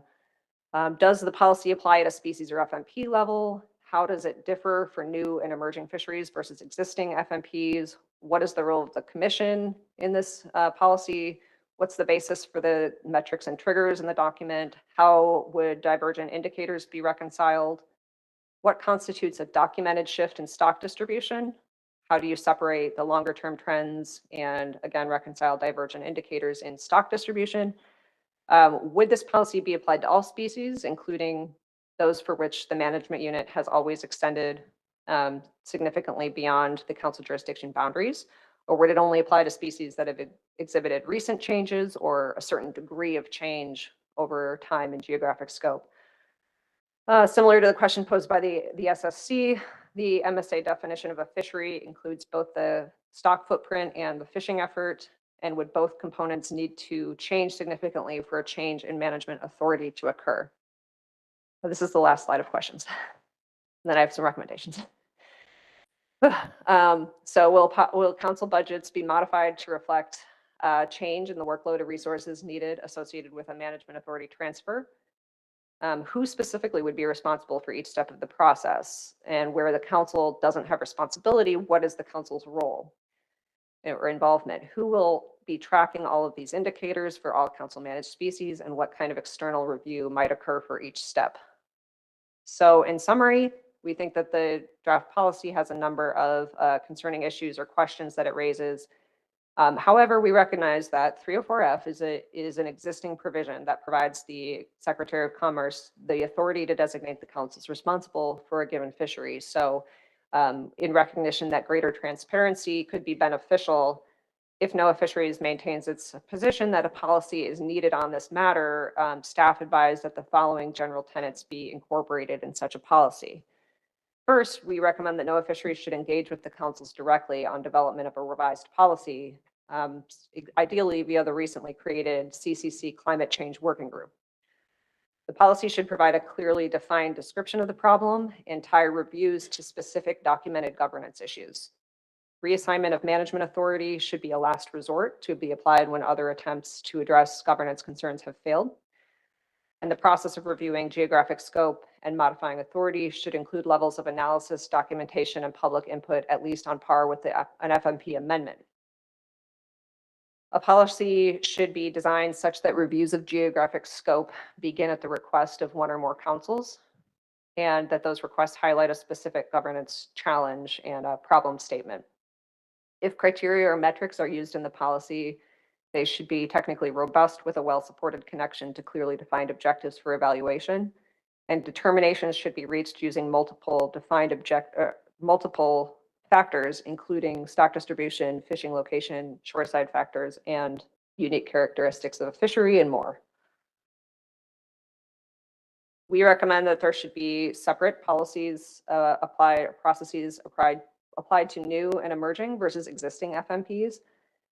The policy may be best applied at the species level. Species that are currently grouped together under one FMP may not need to be managed together in the future, and it would be difficult to apply the policy if different species are showing different trends in their fisheries. Commercial and recreational fishermen have highlighted the need for consistency and stability, so the policy should prioritize avoiding disruption to the management system and should be designed to minimize the frequency of reviews and minimize changes in management authority. The policy should more clearly define the roles of NOAA fisheries, the councils, and the commission for each step of the process. And the policy should require that a cost-benefit analysis be conducted when a transition in authority is proposed. Okay, so that's the overview of our comments, and we also have some sort of section by section comments that I somewhat covered, but didn't even really get into in that document. So a lot of comments here. The objectives for the council are to provide input on any of those comments for inclusion in a council letter. Again, the final deadline for submitting those comments is November 17th, but we would aim to get council comments submitted sooner than that to allow more time for consideration by NOAA Fisheries. Regarding public comments, it is staff's understanding that NOAA Fisheries is not planning to solicit public comments on the draft policy. We did send a letter a couple weeks ago expressing concern about this and requesting that NOAA Fisheries take steps to inform the public about this draft and schedule a formal public comment period with public meetings. We have not received a response to that letter, so the council may choose to independently solicit comments from stakeholders for submission to NOAA Fisheries. So we are seeking input on the council or from the council on that issue as well today. That concludes my presentation. Thank you. Okay, thank you, Kylie, for providing us that information. There's a lot there. However, this is a really important topic, and this is the opportunity that the council has to provide comments and feedback to staff to for the letter that we plan to submit regarding this draft policy. So I will go ahead at this point and turn to the council. I've got Peter Hughes up for comment. Peter? Thank you, Mr. Chairman. Thanks, Kylie. It's kind of a little mind expanding when you think about all of this and all of the working cogs and whatnot, that all the wheels that are going to be turning in this. While you were giving your presentation, I've read through your preliminary staff comments, your longer document, and they're excellent. Excellent comments. Some things I didn't see in there are rotational fisheries. How are we going to handle rotational fisheries? I'll give you two examples. We have the scallop fishery that, might be off the coast of New Jersey, work off the coast of New Jersey for 5 years and might end up landing greater than the 15% threshold that you've documented for us. And what if this council decides that they want to maybe, start looking at ocean quahogs and surf clams and develop a rotational fishery for that. And, it turns out, we close certain areas of the mid-Atlantic and then we're up off of New England, and then the higher, greater than 15% landings go into those areas. So I think there's a lot more meat there to get out on the table. It might not be this council's purview to talk about those rotational areas, but it's something that this council could be discussing in the future for some of our own fishery management plans. But really great work, really great comments that you've put forth. It's a little bit scary. So, thank you. Yeah, appreciate that, Peter. Anyone else from the council this time? Okay, a couple hands just popped up. Let's start with Joe Semino, and then I'll go to Michelle Duval, and then John Clark. But go ahead, Joe. Yeah, thanks, Mr. Chair. I was hoping to go through some of these point by point, but I think it's easier just to say that I really appreciate the work that staff and the SSC did to help us out here. And great job presenting, Callie. I don't think I can beat the round of applause you already got from next door, but you certainly deserve it. So, I guess I'll just leave it at, I didn't find anything in staff's comments that concerned me. I really think I support everything that was noted. Yeah, the people next door, well, thanks, Joe. The people next door have no idea what our awards ceremony is going to be like here in about half an hour. We're going to have to really raise the bar a little bit. Or if it's anyone's birthday or they have a cat or a dog or kid whose birthday it is, we can certainly sing happy birthday with the best of them. Michelle Duval, you're up next. Thank you, Mr. Chair. I agree with everything Joe said and really appreciate Kylie, you and other staff who worked hard to, put these draft comments together. There's nothing in there that I would disagree with or, raises a red flag for me. Definitely appreciate the SSC's review of all the different components of this. And, similar to Peter, I had some questions about some of the different outcomes and how they might be applied, for example, like outcome 2, where there are separate fisheries and multiple council areas of authority, and I just think about, like monkfish, which is a joint plan with New England, and, we have very different fisheries. The fishery in New England is very different than the fishery that operates down here. So, it says each council is responsible for the fisheries under its area of authority, but we still do everything jointly for that. We make all those joint decisions together. So, curious about how that would, what the implications are of, a procedural directive like this on a fishery like that. Peter already raised the sea scallop fishery, which was another one I was going to bring up. I think, one of the points that was raised multiple times, by the SSC and the staff comments are just, I agree there's, the intent may be good here, and there is, certainly potentially a need for something transparent, but I think this is a really, really complicated topic. Fisheries change due to a multitude of different factors, and I think it's going to be difficult to, evaluate this, quite frankly, and, certainly agree that deference should be to the climate change scenario planning process and sort of the orderly approach that's being proposed for how to, move forward and implement many of the recommendations that have come out of that process. Okay, thanks, Michelle. John? Thank you, Mr. Chair. And once again, that was a great presentation. Having been kind of back new to the council for this meeting, I wasn't really that aware of this policy. And when you were explaining it, I thought, wow, that seems kind of crazy. And then when you went over the SSC comments and the staff comments too, I would like that said it much better than I could. But I was just curious from a standpoint of process, is this a policy? It seems like a policy in search of a purpose, but is this something that is kind of a done deal, like they're going to move ahead with this, or given all the shortcomings that have been pointed out, would this be something that might be withdrawn or at least reconsidered? I mean, is this already on a timetable where it's going to be finalized no matter what? I think that's a good question, probably more of a question for the agency. Our understanding is their intent is to look at the comments from the councils and finalize it by next spring. So I don't think they've given any indication that they would not finalize this policy, but I don't know. Chris? Thank you, Mr. Chair. I've had a number of opportunities to comment on this draft, CCC meetings, and certainly we've spent a lot of time talking about it with staff. And you bring up some excellent points. Number one, are they going to move forward with this even in its flawed state?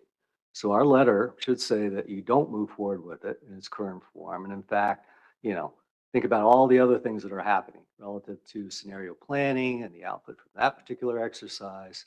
And really just be very direct with them and say, this is ill-advised and poorly developed from a number of perspectives. And all you need to do is look at all the comments that we got from the SSC, staff comments. There's not a lot of positive stuff there. Hopefully they recognize that. But I don't think we're stopping the train. I think it's just going to keep moving. There's an obvious deadline that's embedded in this thing. And they're going to move toward it. And hopefully we can try to stop it. Hopefully we can influence it with our comments. But I think they're on a set time period. So we'll see how things progress. But I'm not hopeful. If I could just follow up, Chris, is the opinion we're hearing here similar to what you're hearing from the other councils, or are some of them more on board with this? I've not heard from any of the other councils in terms of a positive response. Some of the other councils are looking to us to see, what we're putting together and starting to use what, in fact, one of the best things that we did was to get the SSC involved, because that report really generated a lot of interest from the other councils, a lot of focus, and that's really going to help the other councils write their individual letters. We are, as a CCC, also going to put together a letter from the CCC that's a more overarching letter for the service to consider as well. So I'm not sure exactly what the other councils are going to say at this point, but I don't think they're happy with this document either. One other thing, the other point that you brought up, it's kind of nuanced and kind of techie, but this isn't a policy. This is a procedural directive. And you say, well, what the heck is a procedural directive? Got me. So a procedural directive should have a policy directive that it's linked to, and it doesn't. Which gets back to the other question, like, what's the issue? What's the problem? What's broken that needs to be fixed? And we haven't gotten an answer yet on that. Okay, thank you. Michelle, did you have something directly related to that? I couldn't tell if your hand went down and back up or no. Okay. Let's go to Chris Bat-Savage, and then I've got Sonny Gwynn, and then Eric Reed. Go ahead, Chris. Thank you, Mr. Chair. Just going to the next bullet here on council tasks and next steps, and kind of to Chris's comments, I think to round it out, I certainly support that the council solicit public comments on the draft policy. I think the SSC touched on some of the potential consequences for stakeholders if this policy or this goes forward. But I think it would be a good thing to hear from stakeholders who could be affected by changes in governance that this contemplates. So it would maybe further support. We're going to give our perspective, from the council, but the stakeholders, given their perspective in terms of how they're affected by management, I think would really round out the concerns and ideas before they decide whatever they're going to decide to do. Thanks. Yeah, Chris, I appreciate you bringing the stakeholder part into this, because I was thinking along the same lines. I mean, so stakeholders have certain interests, right? I mean, they're involved because they have a stake in what it is that we're managing. There's wants and desires from the stakeholders. We have our management experience, and we can use our experience over time working within the regional component of the work that we do to explore different ways to navigate these challenges. These challenges are all very new to all of us. because they are climate driven and stock distribution driven. And I think we can all benefit from each other in feeding off each other, whether it's past experience or future thought about how to set up a plan for success. I think it definitely includes our stakeholders from all sectors of the fishing industry. And I hope that will be something that will be taken to heart, and we'll make sure to, if the service decides not to pursue feedback from the public, that we will, in some manner, try to solicit information as this develops. So thanks for bringing that up, Chris. You took the words right out of my mouth. Sonny Gwynn, we got you next. Thank you, Mr. Chair. And that's what I wanted to say too. The public should be involved in this because it's part of them too. And also I wanted to ask the services, that list of questions that are in there, do they plan on answering any of them questions, or is that just one of them things that they're just gonna overlook? Or Seriously, don't look at me for anything. and then one other thing, it's just I can't remember who said it, but what was it they said? Hi, we're here from the government and we're here to help you. So thank you. Yeah, I think if Mike was in one of those office chairs right now that have the little pulley at the bottom that kind of sinks you down deep, it's hard to hide a 6'6" guy sitting at the end of the table. Okay, Eric Reed, got you up next. Yeah, thank you, Mr. Chair. That's why I'm a 5'8" guy that hides in the corner, so you know. Well, I do agree with Dr. Moore that there has not been a lot of positive comments, so I'm going to make a positive comment. I'm positive this is really coming. It's my, you know, I mean, I've got a million notes here. I'll try to get them all out in a reasonable fashion. You know, the 304F is outside the Magnuson Act, but so is scenario planning. You know, there are other solutions that are going to require change of Magnuson, but I don't see that happening anytime in the near future. So, you know, the timeline for this is a little bit frightening, I suppose, but I do agree that, you know, there's other ways to do this and do it right. Certainly the concerns of this council are warranted, and the comments and the questions of the SSC and the staff they're well stated, in my opinion.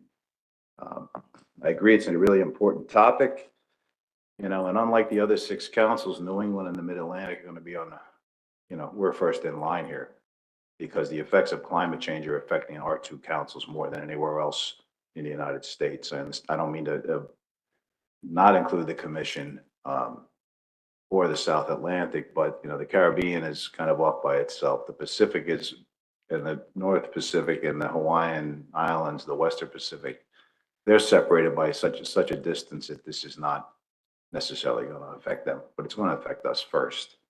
So, you know, I do agree with Mr. Penny, who is not the RA, in his comments, which I appreciate his personal comments. You know, it does give me some hope that, you know, his personal position is that maybe this shouldn't be the first action that we consider in addressing climate change and management. But, you know, if in fact 304F moves forward, it should move forward in tandem with the tremendous amount of work that was done by scenario planning exercise, which is a really good document with a lot of stakeholders and a lot of input from a lot of different opinions.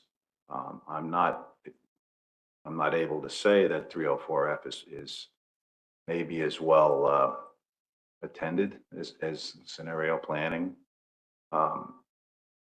You know, it's a little bit frightening. I do agree with that. You know, what New England will do, our council doesn't meet until the end of September, but we will certainly have some comments. Exactly what those are going to be, I'm not going to gauge what my 17 council members are going to do, but you know, there are some concerns, workload, money, everything else that we have in common. So, you know, I'll end by saying I really appreciate the fact that you guys are Christopher Columbus and you're going first over the edge on this particular document. And I really think that, you know, what you've done here is going to really help inform other councils in their comments and other groups like the CCC. So I appreciate that. And those are my comments. So thank you. Yeah, thank you very much, Eric. Appreciate that. We'll go back to Peter. Thanks, Mr. Chair. The other thing that that we can't lose sight of is our shoreside communities and the infrastructure and the money that have gone into developing these shoreside communities. Since the late 1800s, the docks have always been fishing docks. They may have been multiple different names over the years. But there's a dock in Cape May that employs hundreds of individuals, and they have for years. And it's millions and millions of dollars in their infrastructure. And I would hate any of this to disrupt that. Look at me. I've been in the fisheries. I've been with my company since 1990, so 33 years now. I've put my children through college. I've put houses, I've roofed them, I've fed them. They're on their way. There's a lot of people that are doing, a lot of us grew up with that. Danny, your son's in it. There's a lot of people around this. Your families are involved in it. But that's just one dock that employs hundreds of people down in the Cape May area. I just don't want to lose sight of the shoreside infrastructure and how valuable that is to us here sitting around this table. The other thing I just wanted to touch on was the stock assessment schedules, and I don't know how all that lines up. The track assessments, research track assessments. We've got in the executive director's report on Friday. We've got a 2-year schedule on the assessments and when they're supposed to be done. So does that now throw that all topsy-turvy because we have a higher greater than 15% landing? What about Elex squid? What if they're down off of Virginia or down off of Norfolk or down off of Carolina?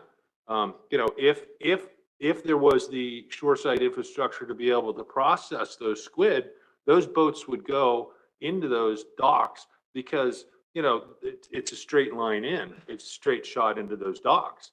Well, currently it's a straight shot in. They're going to be weaving and bobbing and dodging around the picket fences that are going to be out there. But to make it economically viable for them, that they need the shortest distance between point A and point B. We just can't overlook those things. So thank you. Okay, thanks, Peter. Michelle? Thank you, Mr. Chairman. So in thinking about like the the opportunity for public comment, that Chris touched on, assuming, if the service does not provide formal public comment opportunities, what do you all envision? I'm thinking maybe a couple of webinars that would allow the public to, we go through sort of a little bit of a point by point on, on this procedural directive, what it is.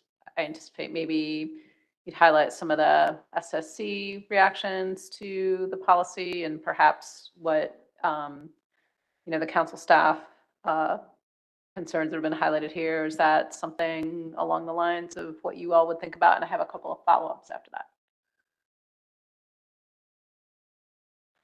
Yeah, so we don't have a super detailed plan yet, but I think we've been envisioning that it would be kind of equivalent to the public outreach process for when we collect public comments on an amendment. So some form of probably public webinar and then a written comment opportunity. And so we would summarize oral comments that we get in webinars and then compile the written comments.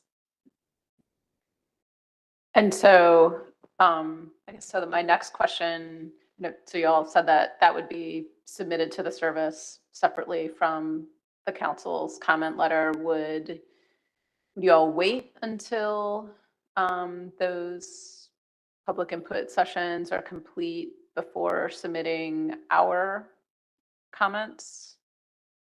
I'm just wondering, I'm assuming that the staff comments here that we've reviewed are in something of a final form that we would submit to the agency, but was just curious if there might be, if we are conducting these opportunities for public input, would we wait before submitting our comments? So the way that we've discussed it at the staff level is that the intent with collection of public comment wouldn't be to directly inform the council letter. So we would not wait on the council letter. And also our submission of the comments that we receive would not necessarily be an endorsement of those comments. Someone might say they think it's the best thing ever, and we would include that in the submission. I think our intent is to kind of fill the gap that's been left here by the agency's decision not to publicize the policy or solicit comments on it. Thank you. And then my final question, and this is just broader. I was curious if anyone around the table or you, Dr. Moore, have knowledge of a similar type of policy or procedural directive that's been developed by, another international regional management organization. I mean, I don't participate in NEFO meetings. I mean, Eric, I know you do. And I know that there are, technical considerations for how shifting stocks have been managed with respect to, establishing a proportion of biomass that's within a particular area. But I'm just curious if there's any knowledge around the table about a similar procedural directive that may have been developed by another regional management organization. Chris? Thanks, Mr. Chairman. I don't, Michelle, but there may be some folks in the room that do. Mark is here, he's involved with that. I don't, he's shaking his head, like I said, Eric maybe, but I don't. But one thing, while I have the mic, to your comments regarding our communication and outreach. One of the other things, I don't know, I didn't hear it, but we're developing a fact sheet to basically explain, what this is, right? So what is a procedural directive? What does this mean? How's it going to work based on the draft that we're looking at now? So I think that will help elicit public comment, and I certainly look forward to that. The other thing I wanted to address is Peter's earlier comments about concerns related to stock assessments. Well, we're going to have concerns related to basic data, right? So there's differences in the way that data are collected north and south. There's differences in the way that surveys are done. So there is this disconnect between the science centers that needs to be fixed and addressed. And there was a lot of concern there as well. Eric? Yeah, Dr. Duvall, as far as NAFO goes, excuse me, those are fisheries that take place on the high seas. And as far as I don't know anything about anything like this.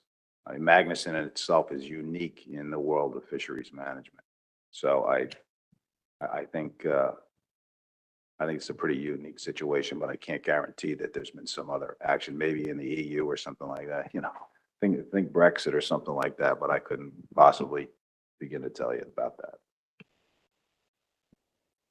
Yeah, and Michelle, ICAT's probably working on something, but it might take them 20 or 30 years to get it done. So I know Dewey's shaking his head.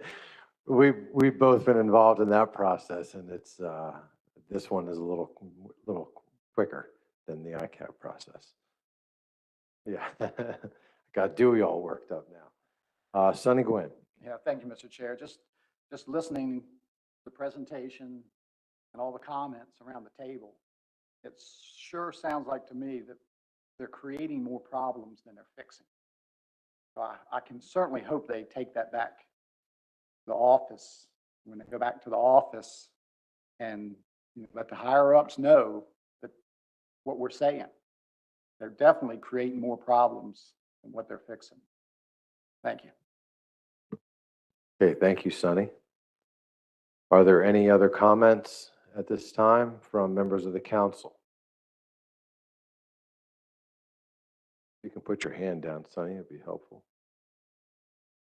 Okay, thank you. Let me take a minute. We have a little bit of time left still on our agenda here today. Is there anyone from the audience here in the room that would like to provide any thoughts? Bonnie?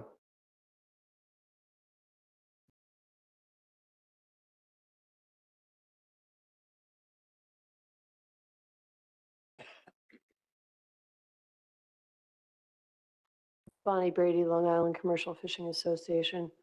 I guess just going down memory lane, if you go back to when the mid started out in New York, that had about 6 times the amount of boats, cutting houses, all of it, even processing, and that went away.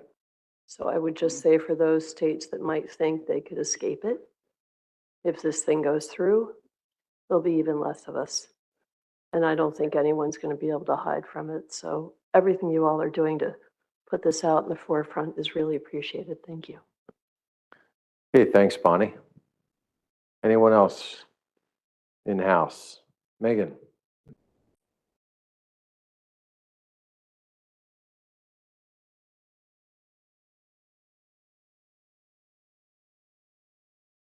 Thank you, Mr. Chairman. Megan Lab Seafreeze.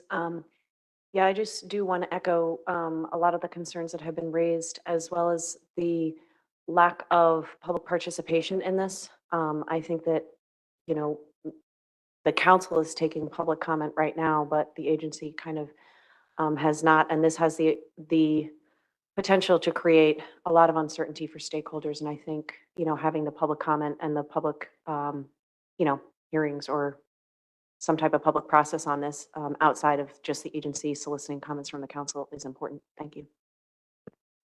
Appreciate that, Megan. Thank you. Anyone else? Is there anyone from the audience participating online that would like to offer any thoughts? Julie Evans. Go ahead, Julie. I would just like to thank the council for standing up for the public. You don't often see this happening, and I think it needs to be recognized. I'd like to shake each individual's hand that has spoken and in support of the public input into this process. And I stand with Bonnie and Megan about the devastating effects this will have on our communities.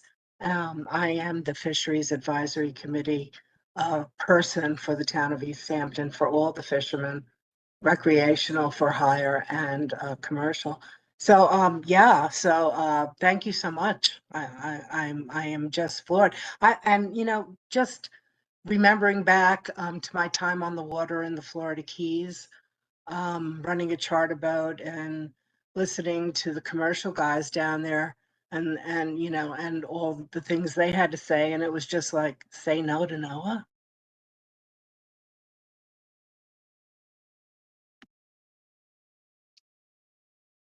Thanks, Julie. Is there anyone else? Okay, seeing none. I'm caught there wasn't a question at the end of Julie. It was hard to hear. Okay, all right. Kylie, Mary, did you guys have anything else that you were hoping to get some focused discussion on at this point? I think we have what we need. Thanks for your comments. Okay. Yeah, thank you for presenting it to us, and thank you to the council for offering thoughts. We have one more item on today's agenda. It is our awards presentation. It's going to take just a few minutes to get that set up and ready to go. So why don't we, let's see, why don't we come back at 10 till 4, and we'll go ahead with the awards presentation. Thank you.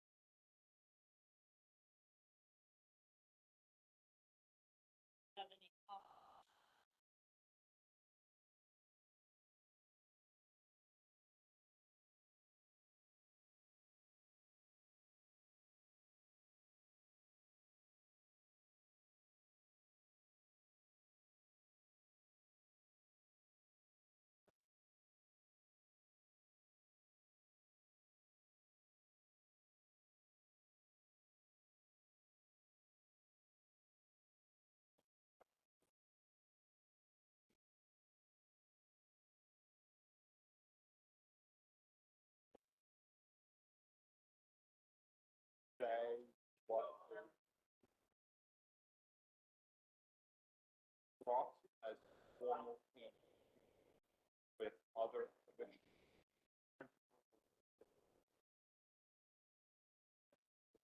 otherwise, tell them that what they're banging on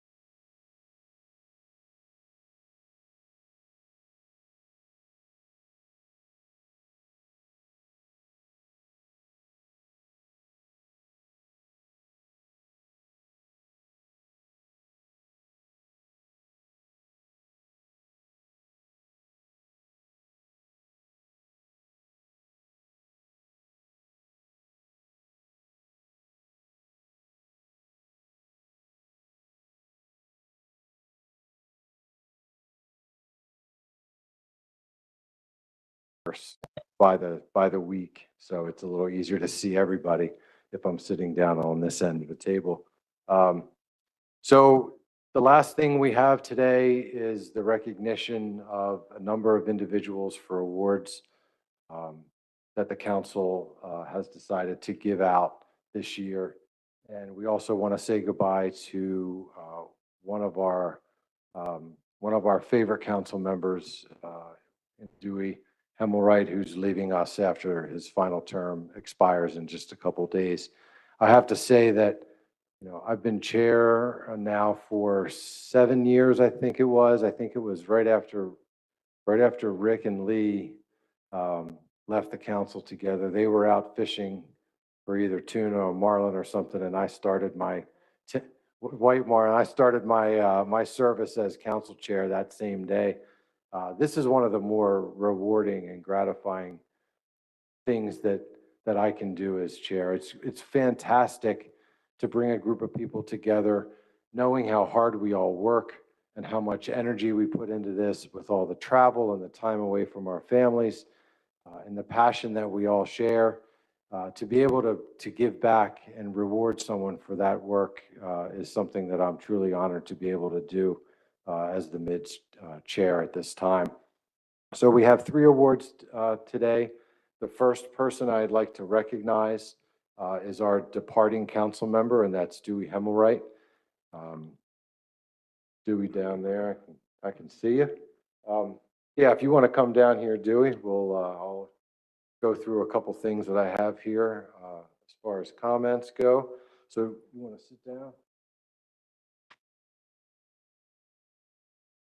So Dewey was appointed to the council in 2012 to fill a midterm vacancy as an obligatory member of the state of North Carolina. He went on to serve 3 additional full terms for a total of 11 years. So a bit different from other members who served the 3 terms. Dewey got an extra 2 years in that one. And he's been on almost every committee that our council has, but I think where Dewey has offered his leadership and definitely his opinion has to be the highly migratory species work that he's done at not only serving as our HMS committee chair, but work that he's done on HMS through NOAA Fisheries as well. And the other contribution that Dewey's been able to provide to the council, which again, this is well outside of the ask that any council member would be put into the situation, but Dewey has served tremendously as the liaison to the South Atlantic Council for a number of years. Dewey, you probably know better than I do how many years it is, but that's a whole nother set of meetings, committees, discussions, staying on top of issues. And Dewey's done a truly fantastic job in doing that. So I want to thank Dewey for that work. He's been for more than 3 decades, so 30 years or so, which is older than some people in the room probably. Dewey's been a commercial fisherman operating a 42-foot fishing vessel, Tar Baby. And throughout his time on the council has been a dedicated voice for the U.S. fishing fleet. Dewey has a, what's the right word? Dewey tells you like it is. He doesn't beat around the bush. He doesn't try to be fancy with thank yous and pleases. He tells you what he's thinking and he tells you straight up. And it usually comes right across as something that, you know, you can't back down from.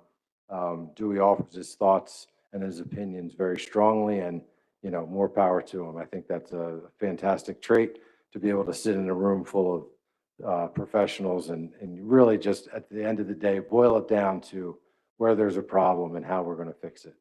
I think that's been great and something that Dewey's been fantastic doing.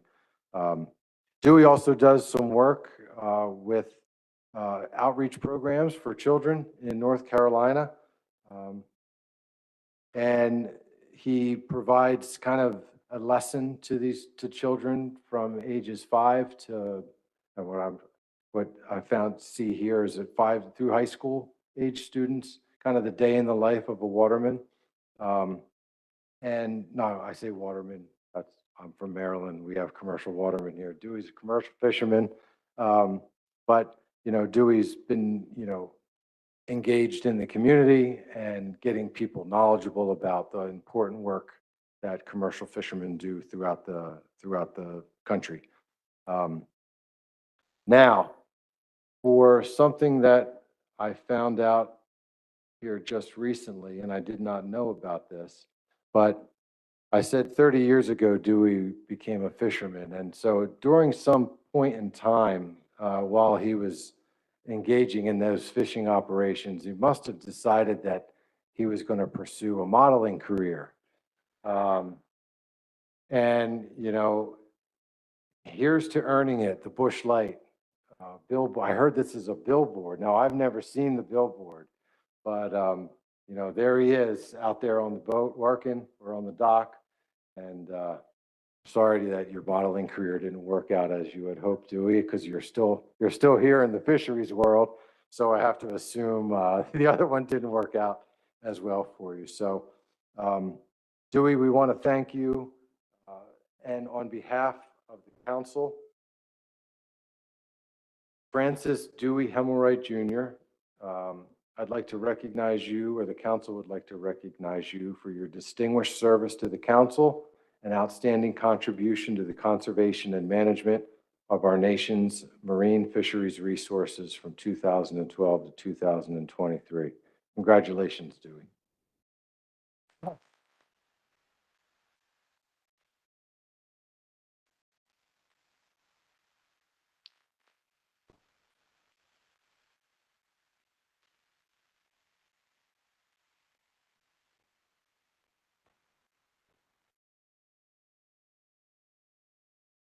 First of all, I'd like to thank everybody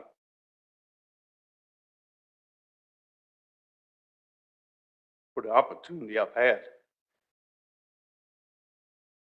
Enjoyed it. I don't know about the process. It takes a while. As a commercial fisherman, when you got an issue or something breaks, you got to fix it. And this process takes a while to try to fix them. Appreciate the friendships I've had here and the enabling of the Mid-Atlantic Fishery Management Council, me to advocate for my industry.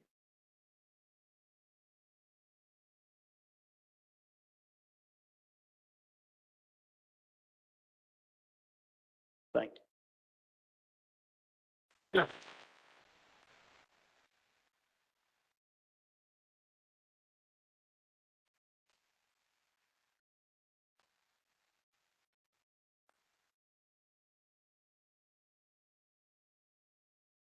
So thank you, Dewey, and I'll just tell one quick little funny story. So I've been on the council, I don't know, 2010, 2011, and my family doesn't know very many of you at all.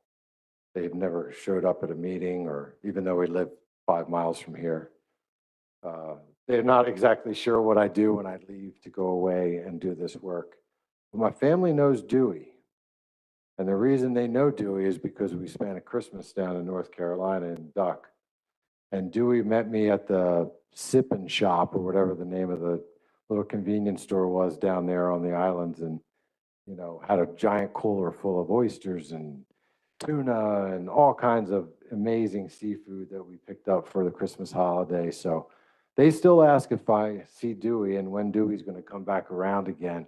I say, well, he's a little bit far away from where we are now, but hopefully we'll get back down there sometime soon, Dewey, and we'll meet up again. That was truly amazing. So thanks again. Okay, let me figure out. Yes, go ahead, Eric.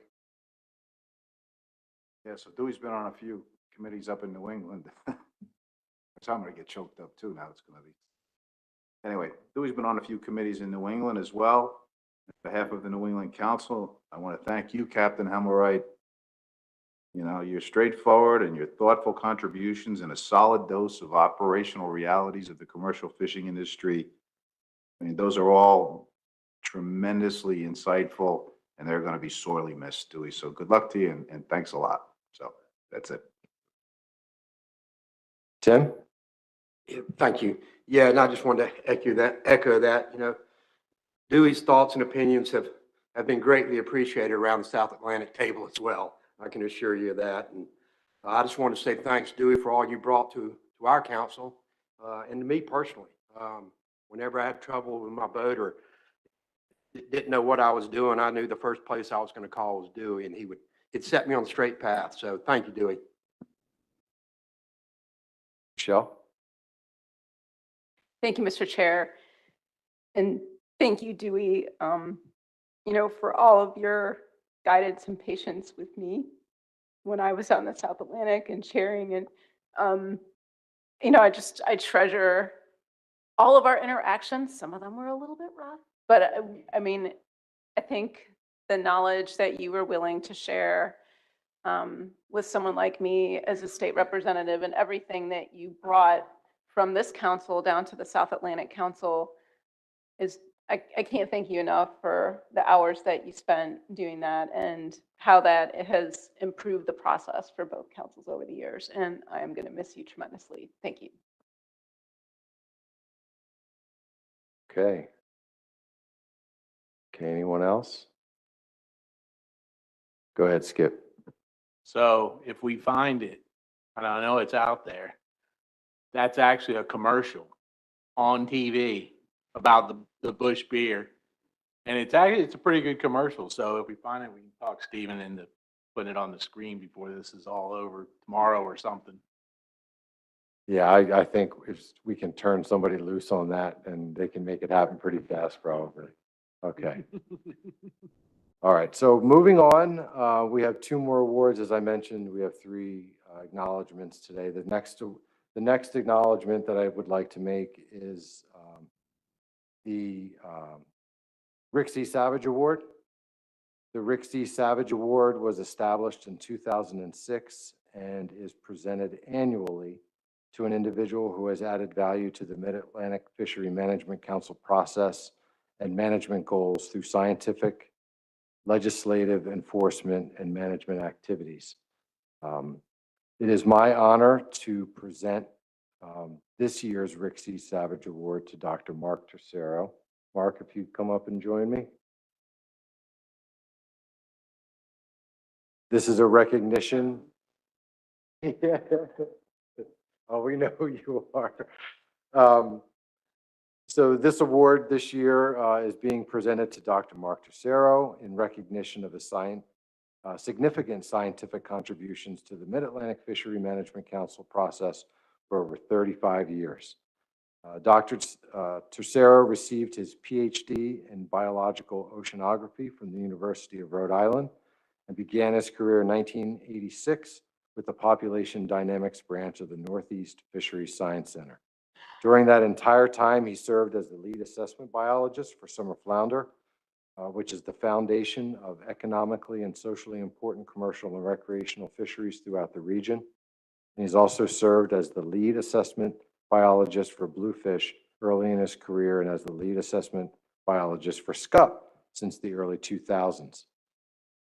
Dr. Tercero has been a member of the Council's Summer Flounder, Scup, and Black Sea Bass Monitoring Committee for much of his career and has patiently, consistently, and effectively been able to explain complex assessment results to council members and the public. He also serves on the Atlantic States Marine Fisheries Commission Summer Flounder, Scup, and Black Sea Bass Technical Committee, which is where I think we've met before. And in 2010, received the Commission's Annual Award of Excellence for Scientific, Technical, and Advisory contributions in recognition of his work. Mark's captured his vast institutional knowledge of the history of science, management, and politics of this fishery in the Summer Flounder Chronicles, a 3-part series published in 2001, 2010, and 2018 in the journal Reviews in Fish Biology and Fisheries. So there's obviously a lot of work and a long career going into the contributions that Mark has made. I'm going to turn to the Science Center. I think Heather has some comments that she would like to make. Sure, yes, I feel very fortunate to represent John Hare for the presentation of the Award of Excellence to Mark, as he is a wonderful coworker for me at the beginning of my career. So John sends his regrets for not being able to be here, but wanted me to share that the center is very happy that the council has recognized Mark. Mark has been steadfast in his stock assessment duties, and his knowledge of Mid-Atlantic stock assessments is without equal. Congratulations, Mark. This is a well-deserved award. Thank you very much. So with that said, if you could all please join me in recognizing Dr. Tercero, and on behalf of the Mid-Atlantic Fishery Management Council, we are presenting the 2022 Rick C. Savage Award to Dr. Tercero with gratitude and appreciation for his positive influence and contributions to the conservation and management of Mid-Atlantic fisheries. His leadership, service, and dedication contributed significantly to the successful stewardship of our marine resources and dependent fishing communities. Congratulations, Mark.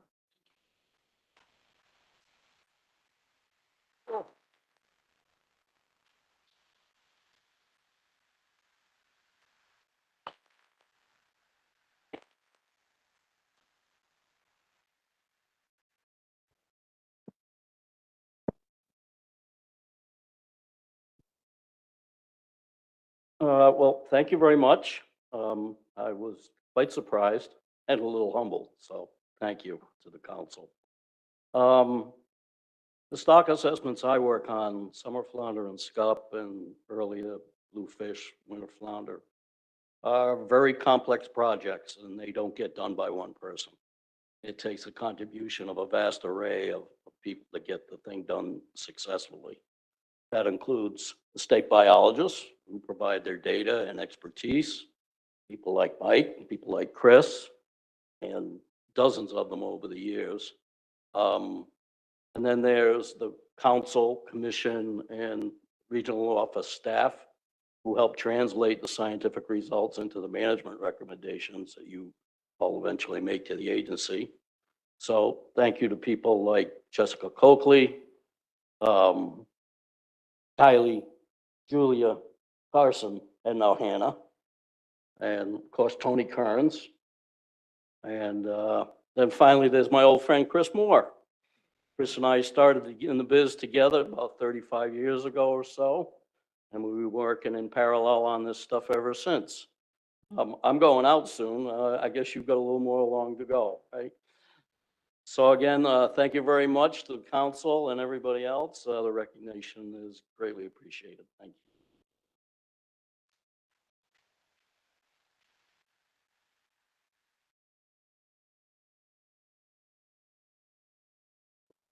Get the bubble wrap, and you get this one as well. Okay. Well, don't go anywhere, Dewey. I have the case for your box. And after, let me just say before I forget, after we're done with the awards, Mary wants to get a picture of everybody together, all the award recipients, as well as council leadership. So thanks. Just stick around after this is over for just a minute or two. Get that taken care of. Okay. Our last award is called the Award of Excellence. And this is not an annual award. This is an award that can be given at any time, not for any reason, but at any time by the council to a member of either the council, a former council member, somebody in the science field, whatever that might be, with policy, legislative, management. This is something that this is an award that has only been given out one other time, and we are honored to have the first recipient of this award here with us, Rick Robbins. I'm going to go through a little bit of the history here and provide a few thoughts before I announce who the recipient is. If nobody's figured that one out yet, you'll know in just a minute. So this Award of Excellence was established in 2016, like I mentioned, to honor individuals that make outstanding contributions to science management and policy in the Mid-Atlantic region. It's only been given out once before. We have former Chairman Robbins with us here today, and it is my privilege to present the Award of Excellence for a second time to Dr. Lee Anderson. So Dr. Anderson, if you could come up here with me.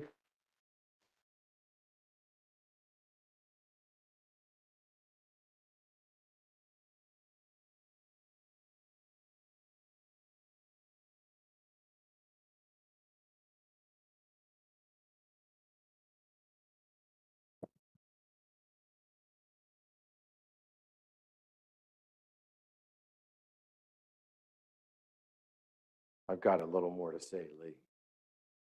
Either way, you're fine. Yeah, we'll just move the mic. Stay right there. I didn't think you were bringing something for me. There, okay. Okay, before I turn things over to you, Lee, I just have a few comments I'd like to make. So, Lee is a remarkable individual whose profound contributions have shaped the landscape of fisheries science and economics and management and policy in the Mid-Atlantic region.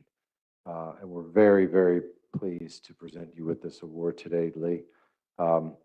Lee has been a valued participant in the Mid-Atlantic Council process for almost the entirety of the Council's 47-year history. He was one of 3 economists appointed to the Council's Scientific and Statistical Committee when it was formed in 1976. To put that into perspective, I didn't have teeth yet in 1976. I was a little bald baby in 1976.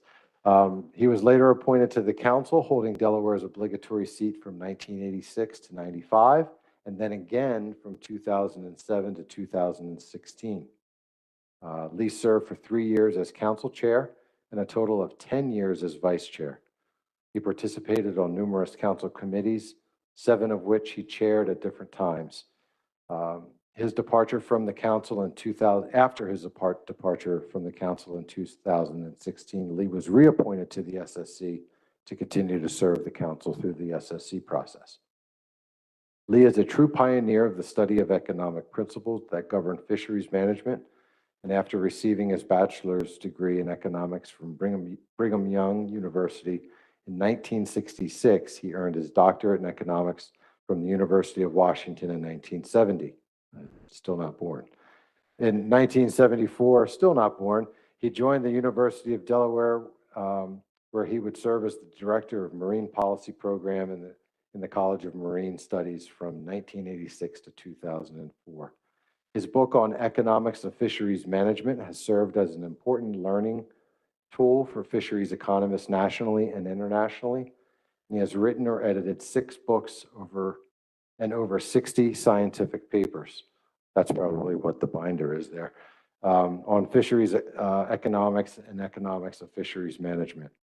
Throughout his years on the council and SSC, Lee brought a wealth of knowledge that helped the council understand and account for the economic forces that shape fisheries management decisions, and his expertise and leadership were particularly instrumental in the council's development of an ITQ system for the Atlantic surf clam and ocean quahog fisheries, which was the first, at the time of development, was the first catch share program in the United States. Lee's contributions extend far beyond the Mid-Atlantic region. Over the course of his career, Lee acted in an advisory capacity to NOAA Fisheries, the Atlantic States Marine Fisheries Commission, the U.S. Department of State, the U.S.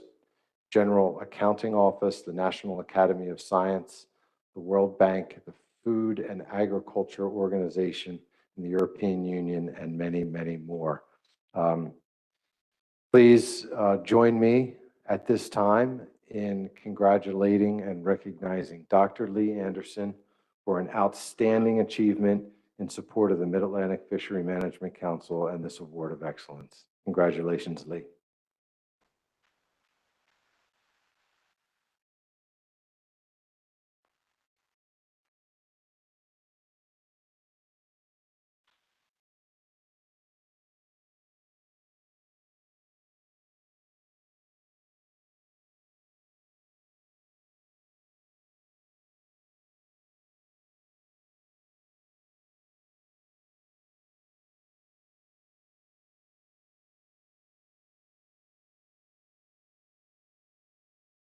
Yeah.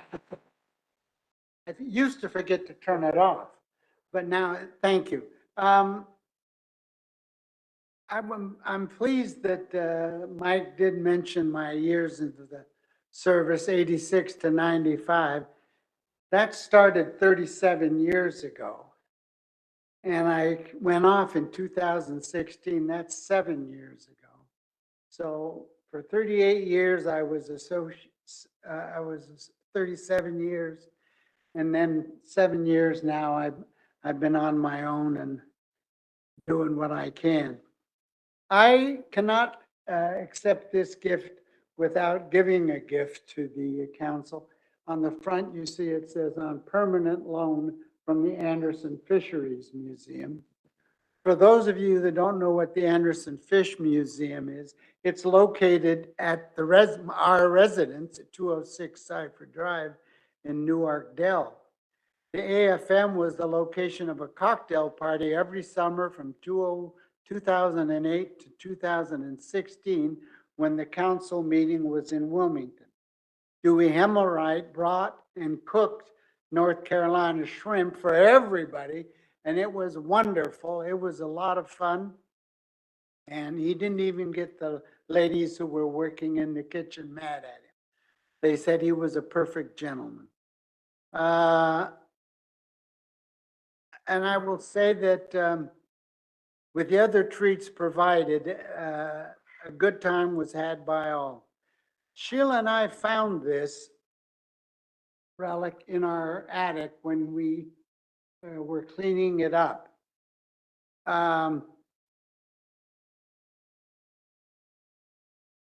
It was given to me, I believe, in '85 when I was first on, and I've got the membership list of the council then.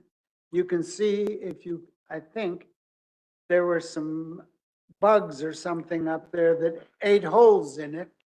But I looked over the list of council members currently. I got on there and looked at the pages, and I didn't recognize that many, except for Dewey, Chris Batts Savage, Rick Robbins, Adam and Sarah, and Dr. Michelle Duval. Now, actually, I don't think Michelle was on, we were never on the council at the same time. You used to be on the dark side. You worked with the South Atlantic Council, but you did the right thing. You followed your husband who came up here, and I'm glad that South Atlantic's loss is the Mid-Atlantic's gain. I'm very glad that you are working with us.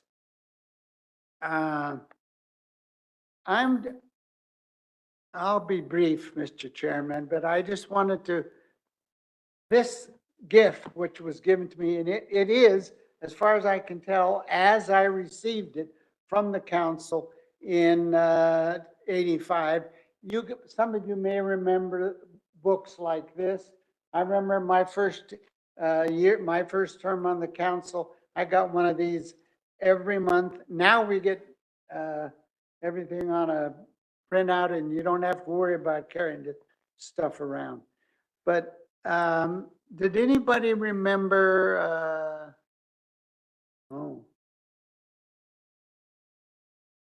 Jim McHugh, Francis Puskas, Joe McMillan, Thomas McVeigh, Robert Martin, Harry Keene, Warren Hayter, Rick Savage, John Berger.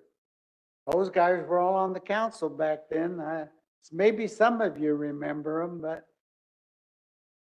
that's how long ago it's been. The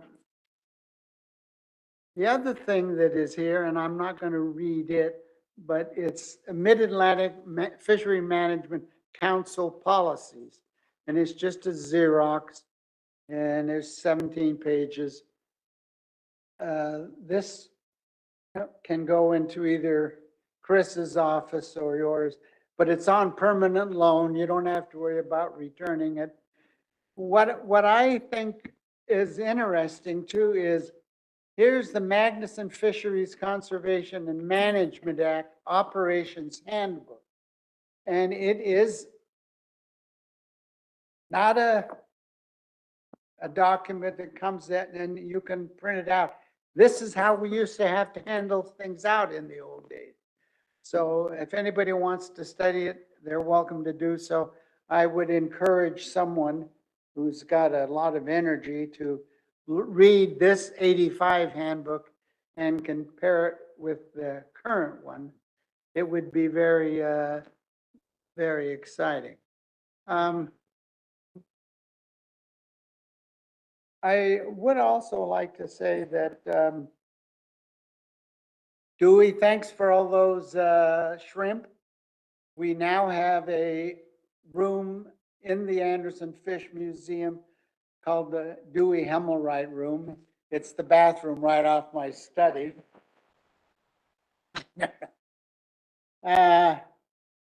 And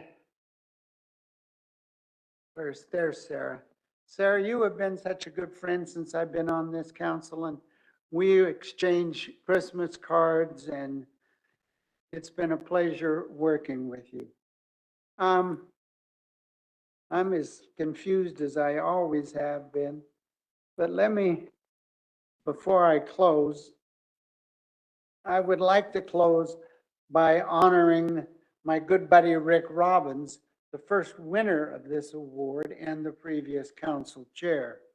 It was my honor to be his wingman as vice chair for 8 years during my last stint on the council. I kind of like that wingman, Rick's wingman. He was a good mentor to me on being a good guy in the world of fisheries management. In fact, if I recall correctly, Dr. Moore asked me to say a few words during his award ceremony. Everything I said then still goes, so I won't have to repeat it because all of you remember. He's a true gentleman, and he's very knowledgeable about all aspects of proper fisheries management and utilization, and he is willing to work hard, both individually and cooperatively, to achieve success in both areas. I still miss not seeing him on a regular basis. Maybe we can have a drink later on tonight. But thank you again, Mike and the council.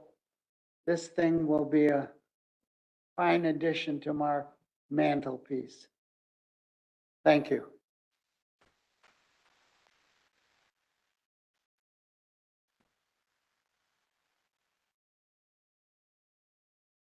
Thank you very much, Lee, and I'm glad you brought up the parties that you used to throw. They were a lot of fun, and I remember spending time in the Fish Museum. And as I mentioned earlier, my wife and family have really no idea what I do, and they would have not had any idea what the Fish Museum would have been about. It would have been like a scene from like a horror movie or something for my wife, with all the nets and the hooks and all the other things hanging down. But I do remember those times, and we always had a nice time, and thanks for the hospitality that you offered at those times. And as far as the manual that you brought, since it's come with some form of beetle that eats paper and makes weird holes and things, I'm going to suggest Chris keep it in his office rather than keep it in mine. Although my building, nothing can survive very long in the building that I work in. It's, if anyone's been to the state agency office headquarters of Maryland DNR, you can't stay in there more than 7 or 8 hours before you need to get out of the room, out of the building. So those bugs will probably die, but I'm going to let Chris have them. But Lee, thank you very much. Appreciate the travel down here. And we look forward to having everyone here make their way over to the Maritime Museum in Eastport, which is just a few miles away. It's walkable, drivable. It's tough to park, but we look forward to time. Chris, that the party starts at 6 tonight. So it is 4:30, gives everybody an hour and a half to get down there. Before I go to Dewey, Michelle, what time do you want to start the walk down? if people want to walk. It's a couple miles, 2.5 miles. Yeah, I mean, we could meet like at 5:15 or something. 5:15, okay. If you'd like to walk to the reception tonight, we'll meet in the lobby at 5:15. And Dewey, did you have something you wanted to say? I got an award I want to give out.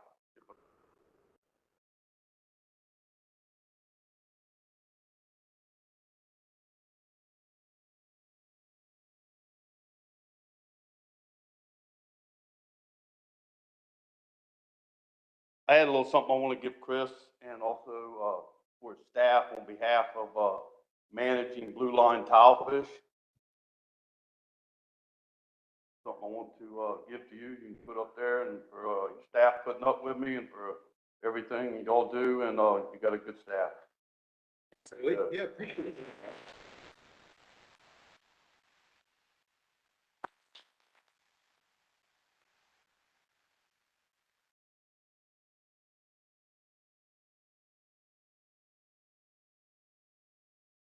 Yeah, I don't know how easy it would be to carry that down to the museum, Chris, but we could put it on display.